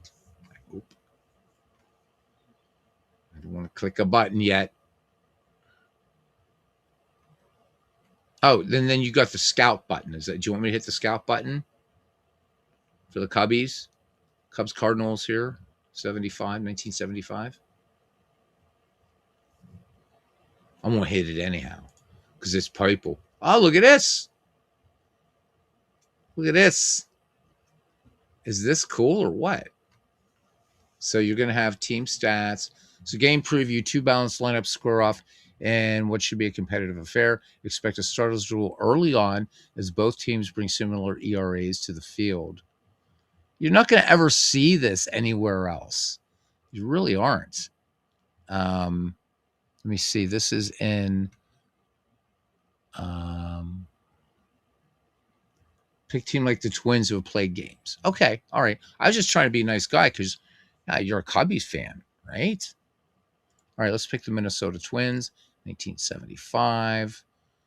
And so we're game 33. Let's scout this game up. There we go. So this game will likely come down to which bullpen blinks first. The Yankees 75 pitching rotation, is the envy of the league and should perform today. So you can look at all the team stats and everything. Yankees are 3-1, Twins at 1-3. Looking at all the top. So you're going to get this kind of advanced scouting, right? This is great stuff. And breaking things down. So Out of the Park does something similar, but not this way, and not giving you this nice kind of little preview up here. Okay, let's close this. And so just you can see here. So the next 6 upcoming, you can just choose by division, by the way. Pick any team that you want. But I'm going to click on the full button. So you can, from right here, right, you can paste full game data in CSV format in the text box below. So if you guys saw in Pocket Pennant Run, I could export, right, and then boom, pop everything right there, and then process it, and it's going to put it really, really, really nice. And it says we'll have bullpen fatigue and probable pitchers from today. Super, super cool, man. This is just great stuff. And, just great. What can I say, man? Love it. I'm just going to start going around here just randomly.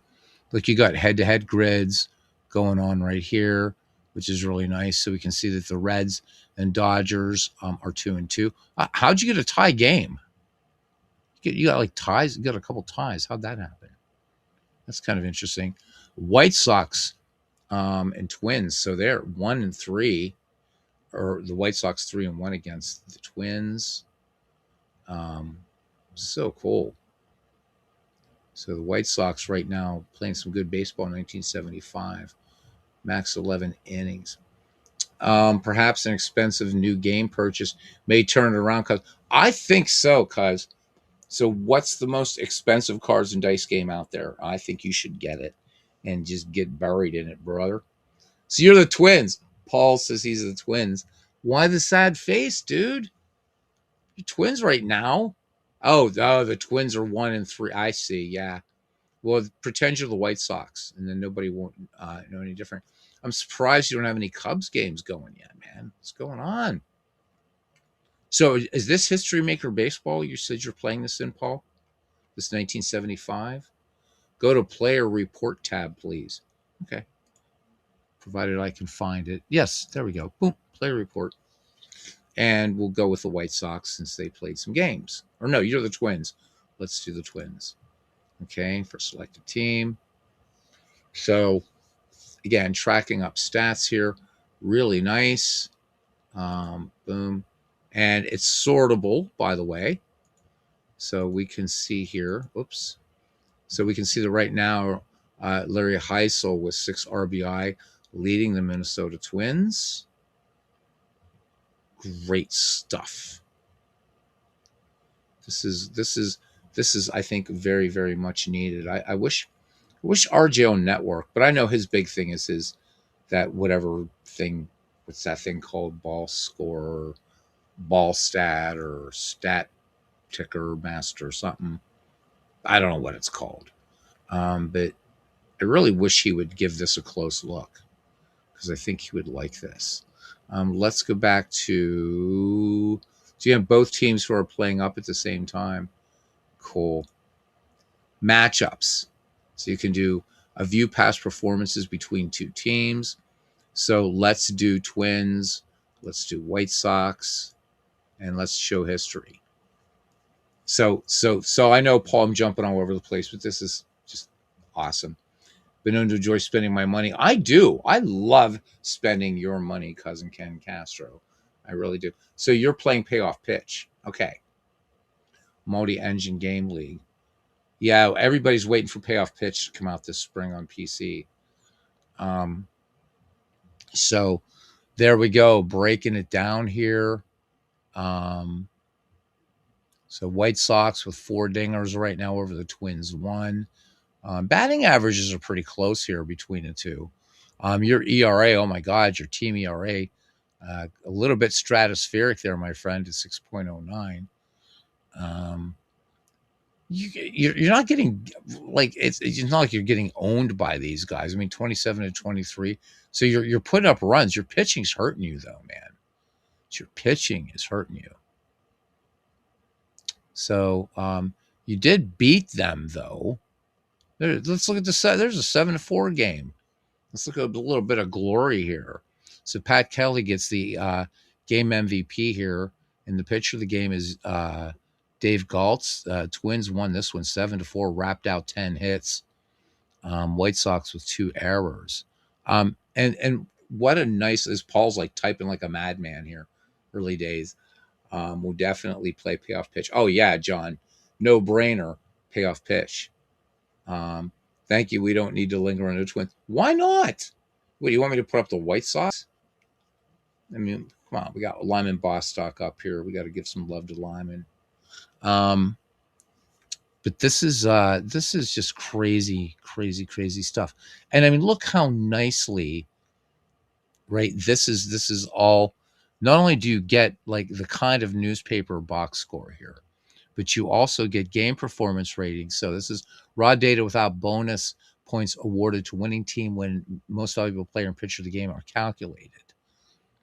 And again, what have we said so many times? If you're a baseball fan, you will revel in things like this for days, for days, for days, for days. Okay, so we won't linger on the Twins. We won't do that. Let me see. Probable starting pitchers. So there, this is cool. So Cubs Cardinals is going to be Rick Russell against Lynn McLaughlin here. So, God, I love this thing, man. I love this thing. I just got to settle down and do a serious project with it. I almost wish we were doing Michael McGreevy now in Pocket Pennant Run, but we can actually, since we're doing McGreevy now, the Park Baseball, this is going to do some things. So now with this new version, Paul, I got to say, the newspaper tab, try that, please. I've got to say that for as comprehensive, pardon me, as,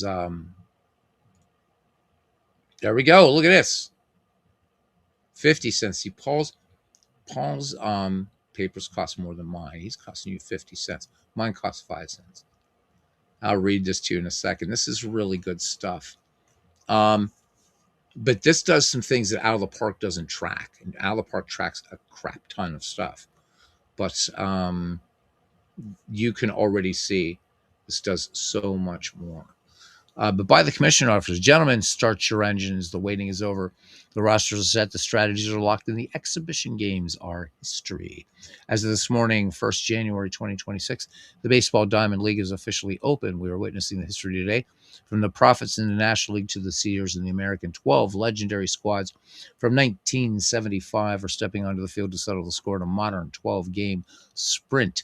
There is no time for a slow start. Every season is critical. Every roll of the dice could be the difference between hosting the BDL Trophy in June or watching from the bleachers. Whether you're managing the Big Red Machine or fighting for an upset with the Tigers, the slate is clean. You are 0-0. The championship is yours for the taking. And then we've got the whole everything going on in here.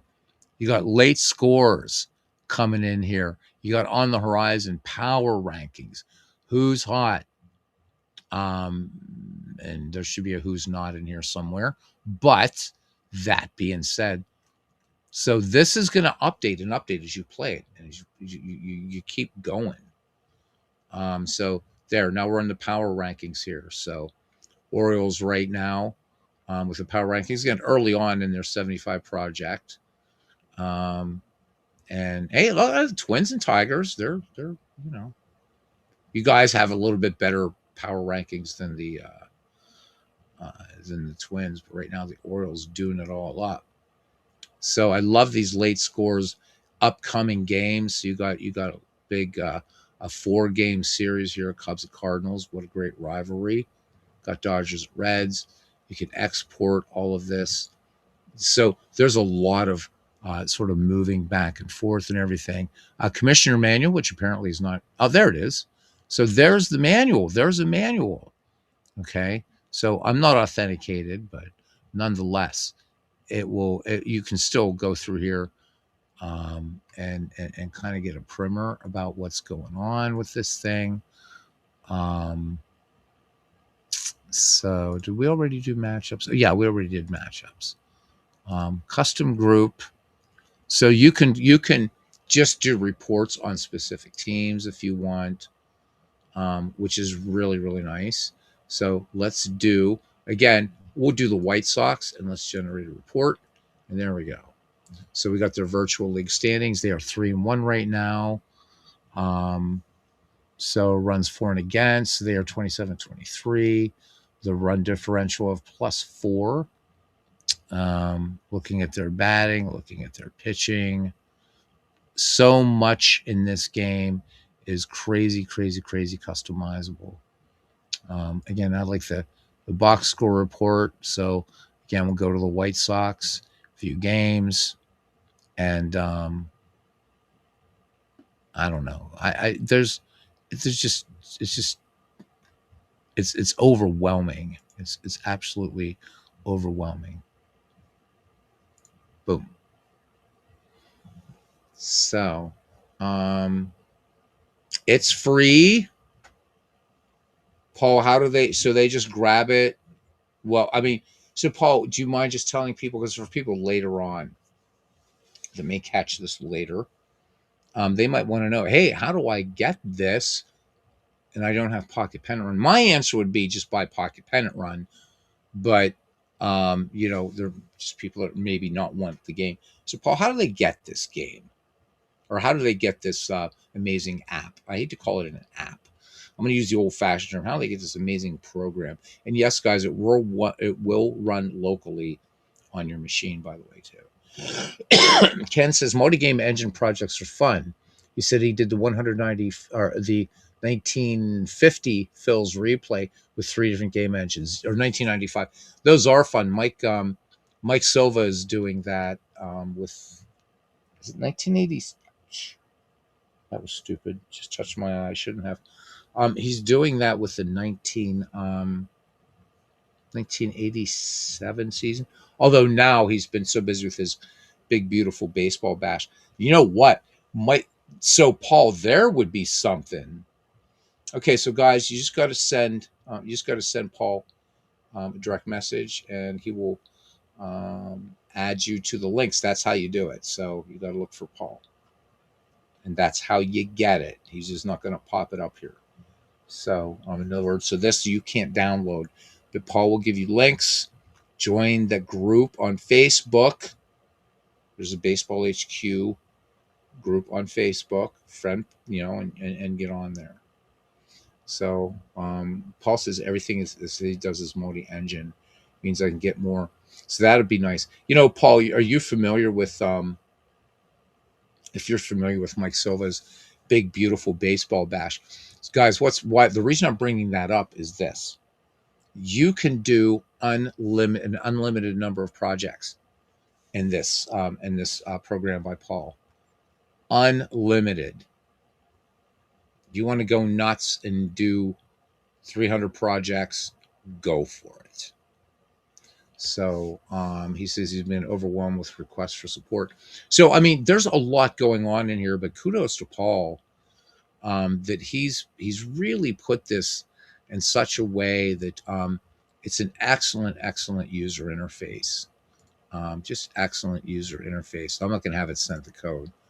Um, Excellent user interface. There's a lot. But it's worth it. It's worth it. And I think with the next update, maybe I'll start doing something. Maybe a pocket pennant run, but using Stratmax to create something, and maybe do it as an app by Anstrat thing. Who knows? One guy, believe it or not, has 48 divisions. In this community, I believe it. This is it's a crazy community. So I do believe it. And this is just insane. It is absolutely insane. So, all right, we're going to go ahead and pop out of that. So, if you have Pocket Pennant Run, Paul says that in the patch coming this week, boom, the new version will be there. If you're not interested in Pocket Pennant Run, I don't know why you wouldn't be, but if you're not, just hit up the what's the name of the Facebook group? Just got to find it, right? And then maybe Paul will be so kind as just to type that in. How you get this? Give it a try. Again, so even if you play something as comprehensive as Out of the Park Baseball and Action PC Baseball, you're still going to be getting things in the Baseball Commissioner HQ that neither of those games will do. And I think it adds a lot. And how you can, because you're doing everything in it with CSV file format and whatever, you could be exported, because like in Out of the Park Baseball, you could export things in CSV format and bring them right into the Baseball HQ app. So you can do it from the king of baseball sims to to payoff pitch, to inside pitch, to whatever you play. It will work with any game, right? So, not even allowed to chew gum. This sucks, man. Okay, guys, I'm going to put and I'm going to leave this up here for a few minutes in case somebody's crazy enough. This isn't a long broadcast. So I'm going to leave this up there. And that's the thing. You got to remember the Facebook group. And that is so cool. It's just not like you can just go, oh, here you go. I mean, Paul's put a lot of work in this, and this is going to be the best way, not only or in the Baseball HQ app, and I'll just show the older version of it. There we go. But he's done so much baseball, so much work on this that I think that's a small thing to ask. So that way he can kind of, field everything. And maybe some nights after I'm feeling a little bit more comfortable with this, I'm going to set up something and go through to my goofy way of doing things and doing a live Q&A as well. Even has an encyclopedia, so you can drag and drop your season files. Just psh, it's insane. It's yelling at me. It's waiting for data. But it's just incredible. So Paul says, okay, I think everybody's got that. Take a screenshot, take a picture. It lasts longer. He says he expected 20 downloads of this thing, but had over 700. He says scared himself. Wow. Yeah, but it's quality. It's great. You found a niche that why you're not asking for a penny for this is beyond me. Full encyclopedia coming next month. Why you're not charging for this is beyond me, or for the Baseball HQ app. I don't know. I think you and Craig are smoking the same herb, because this is a steal also. This is a steal, an absolute steal also. Both of them are. But so glad it runs seamlessly with this. And again, I'm not sure, because I have Digital Diamond, guys, but I don't play it a lot. So I'm not sure about how that integrates in Digital Diamond. So I can't really speak to that. I don't know if Dwayne Martz has tried it. He's the guy that plays the most Digital Diamond, I think, in this community that I know of. Yeah, Pocket Pennant Run print and play version is $14.95. But the physical version is $24.95 from Game Crafter. They do a beautiful job. So either way you want to go. But this is lifetime updates. And you also got something incredible now added into it. And the other things that will be coming along, like, this creative fiction, you're going to be able to bulk import teams, just all kinds of stuff like that. I've talked about so much about how this is also like a, sort of like a bait. And I should have loaded in the Crawfords, because getting stats for these guys is going to be like, there we go. There's going to be some missing stats, but that's not the fault of Pocket Pennant Run Baseball. But the fact that you don't have to have baseball reference up, you just want to do some some research, and that is really cool. And stats are also searchable in this game as well. So good stuff. So I know that it integrates, but again, I haven't fired up Pocket Pennant Run or Digital Diamond Baseball in ages. I used to feel comfortable with that game, but I don't know. Not.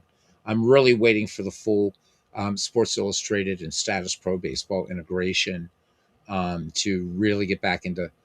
I think Digital Diamond has a good baseball engine on its own, but I really want to.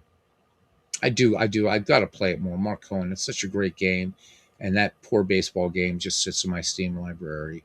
And I used to be a lot more active with it, and I've got to again. But let's face it, Dwayne. Most guys using Digital Diamond Baseball strictly as a board game companion, but it's got a really good baseball engine.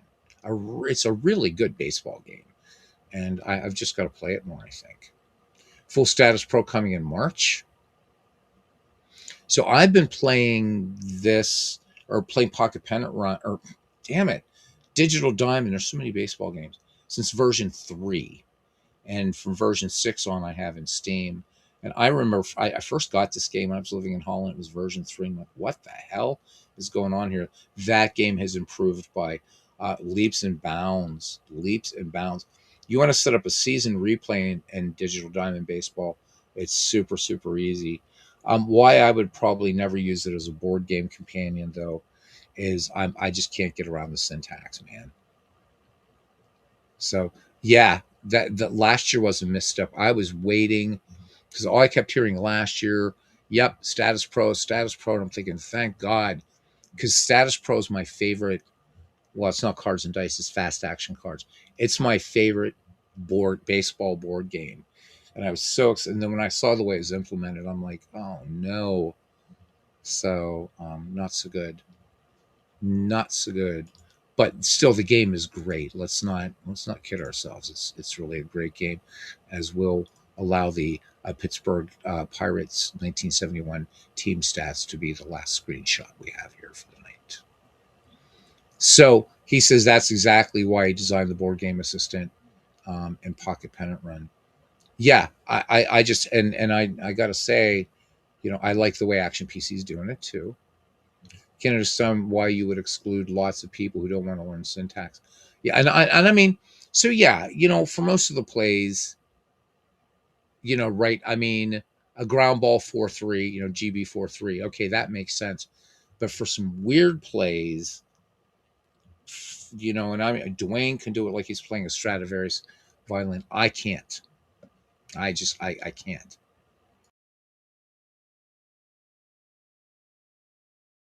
And it's just the way my diseased mind doesn't work. Um, so, Paul, I know you can't speak for Craig Harris, but I was just wondering, and maybe I could just reach out to him in Messenger. This is just a question: is like why aren't triples considered hits? I don't understand. Like, couldn't something else go here? I guess not. It's just right hits, doubles, home runs. It's like, but triples, but because triples show up in the game, right? In game, but it would be really nice to have. But again, that's my dead ball sensibilities that I would like to see. Um, but I guess that can't happen. But hopefully RBI will come in game so I can say, yeah, so and so had a 302 average, 32 home runs, 112 runs batted in. I hope Craig will add that. That's just a little quality of life thing. But crazy stuff. Oh no, I know. So it was basically just for him. And then what? He and Matt just decided, well, let's go ahead and make this part of the Pocket Pennant Run package. Because I want to show the Lenny version some night. I found it on my Google Drive, and I think people will be really really impressed by how this game has. And I hesitate to call this just a game because it's so much more. So all of this module will be updated this year. Good. Please put in triples. Please put in triples. It's my favorite hit. Please, you can do it. Make me happy and Sam Crawford happy, since he's the all-time leader in triples, man. All right. It was to get him through COVID. COVID did a lot. I was there was a discussion I saw between some magicians and how the pandemic had just there's just like this flood of awesomeness that came out of that. So unfortunately, so many people died from it. We never want to downplay that, certainly, but so he just created this for himself. That's incredible, and now here it is, and just awesome. And you gotta love the fact that you get his rating system right here, and this will change for each season too, by the way. So if I had in like the 1969 Mets, this is going to look very different. So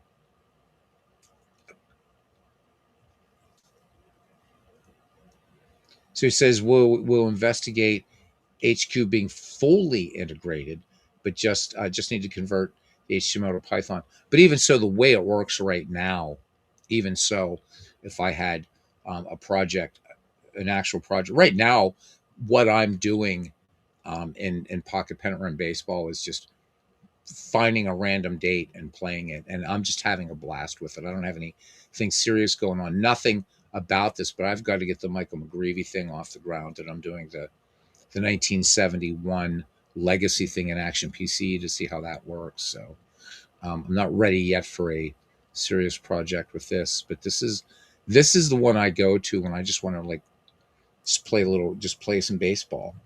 So much fun.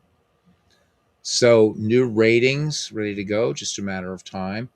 The ratings, that's something that Tribe fans have been waiting for. Tim, he's like, because he has the game, and he's like, I'm really waiting. The ratings, he feels need to be more there, and I think people are going to be impressed. I don't have the inside track here, guys.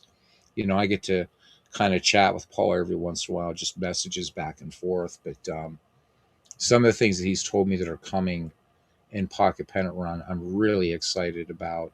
And right now, my own opinion, so you know those tier lists that everybody does. Right now, this is an A tier game, but it's going to be an S tier game. It really will. Right now, there's still some things that needs to be an S tier, but when you think that all this really did way back in the day was got you basic ratings, stuff like that, so you could roll, the Pocket Pennant Run game to what this is now. When you see the Lenny version next to this, you'd be like, that's not even the same software, except that the color scheme's the same. That's it. Says gonna go. You're going to digital dice this year. I wish I could do it, man. I would love. The problem is right now, student loans, and I've got to start. I'm having to deal with the Department of Education. I'm trying to get a deferment, and hopefully they will grant that. If so, I may do it, but I have to really be careful. So I did all my buying, and unfortunately, knowing my luck, some great like something's going to come out, but I've got to just be cool. But I'm going to try. I'm going to try. If I can get this deferment, I will. So your first discussion with Craig Harris was an argument? Okay. Told him his app was not fit for purpose. Man, talk about stones. That's some serious stones there, buddy. Holy hell. Wow. That's really crazy. Here, Paul, just for you. No, I'm gonna bring in a team. I'm gonna because you're a Cubs guy, and I feel bad that you have to look at the Pirates here. So, you know, I mean, what can I say? So let's put in a Cubbies team here, and let's pick modern baseball, but let's pick the 1938 Cubs because they were a damn fine Chicago Cubs, and we'll let the Cubs be the last picture on this. Boom, come on, baby. There we go. That's better. All right, 1938. Look how easy this is. Load them up.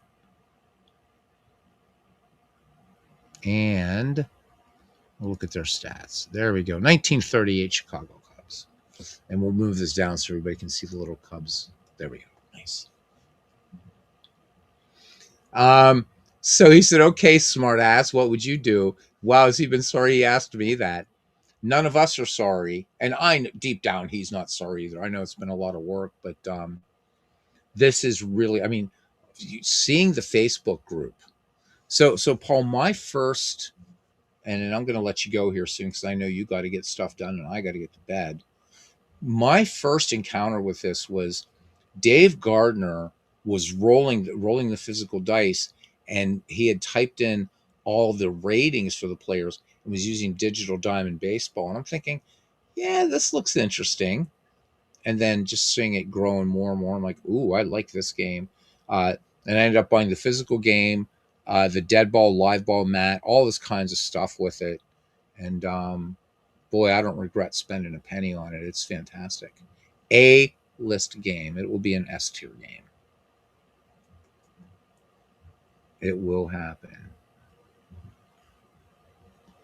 Oh, okay. So it does that vibrating when you create a team now because it's creating HQ player IDs. Oh, okay. Well, thank you for that because I'm like, oh my god, what's it doing? It's freaking out. So I got to break out the EpiPen here for it. Good to know. Really, really good to know. So, and you can take these stats out to Excel, guys, and you can import them into the baseball. You bring them into Paul's Baseball HQ. So, um, the possibilities are really, really just dizzying here. I guess Jim Asbell sucked as a fielder here. He has a 1. And Al Epperly. I don't even know these guys. A lot of these Cubs I know, but I don't know those two names at all. So you can export a project direct to HQ. And so why I'm really excited about the HQ thing too is because I want to create some neat teams and some tournaments and stuff like that. So let me see if this is doing better at making lineups. By the way, let's see. Would I agree with this? Yeah.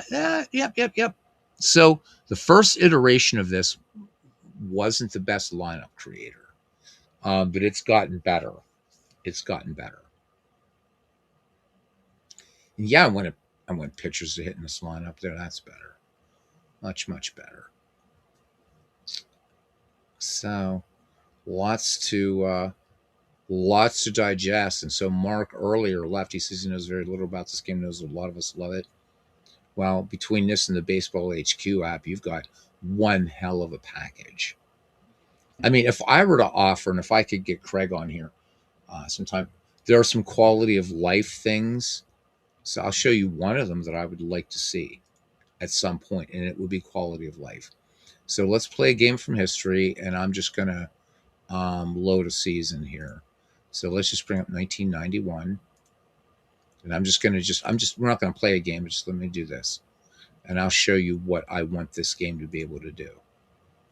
And hopefully it's something that should be implemented pretty easily.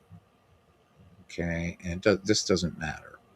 What I want this game to truly do is to be when it maximizes, if possible, that it doesn't scale back.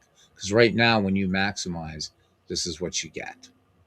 So I would love to see all of this whole screen. But I also know that they've had trouble with monitor resolutions and stuff like that because there's a lot of guys playing this game on potatoes as opposed to PCs. So maybe that this can't be done. I don't know.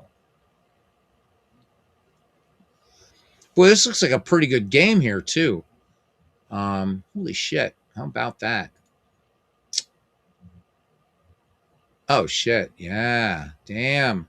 This would be a good game to play here. This actual game was April 8th, 1991. Jays and Red Sox. Good stuff. So that's on the list. Good. I don't have to keep putting Forbes Field up there all the time. But I mean, I just think it would look nicer. Would look, as long as you can scale up, scale down. And so for the guys that are playing on potatoes, they can still play it like that. And for those of us that are playing on PCs, then we can have this nice big. So another one, this is probably asking too much, would be to do something similar to Diamond Mine Baseball and actually have, and I know this would be a crazy amount of work, I guess, but actually have these, the ballparks have their, the overhead, right? The configurations would be super cool. But if not, no big deal. All right. Take care, Monsieur Beatles. All right. I will. Potatoes, exactly. All right. So, geez, we've got 8 people here at 1:02 a.m. And we're going to cut it off here. This was fun. So we did do a game of Pocket Pennant Run Baseball. We've been talking about Pocket Pennant Run Baseball and Paul Fay's Baseball HQ app, and talking to the family there, and everybody giving me so many well wishes tomorrow for eye surgery, and I thank you guys. So you've been considering ballpark picks, even if you just did it like Diamond Mind. Um, it wouldn't have to be like actual pictures, but just even to see, so that way they're not just looking like the cookie cutter stadium. But if that can't happen, so look at me, I just can't stop. I just got to play. But anyhow, that would be amazing. Let's get out of this game or I'm going to be up all night. Good God. We got to call this game. We're going to call it for some reason or other. The manager's retired. There we go. We're going to enter the call game and it's over. There we go. All right. Close. Oh my God. There. Verify. Enter results. Thank you and close. No. All right, guys. This is Beatles Eternally. Just, again, I want to say thank you, especially all of you guys who have just been staying with me, with my mom having that stroke, and I'll be calling her tomorrow, surgeries and all that. And you guys have been just amazingly supportive family, and that's why you are family. All right. Till next time, I will see you around the batting cage. It's time for me to bunk up for a bit. All right. See you around the batting cage, everybody, and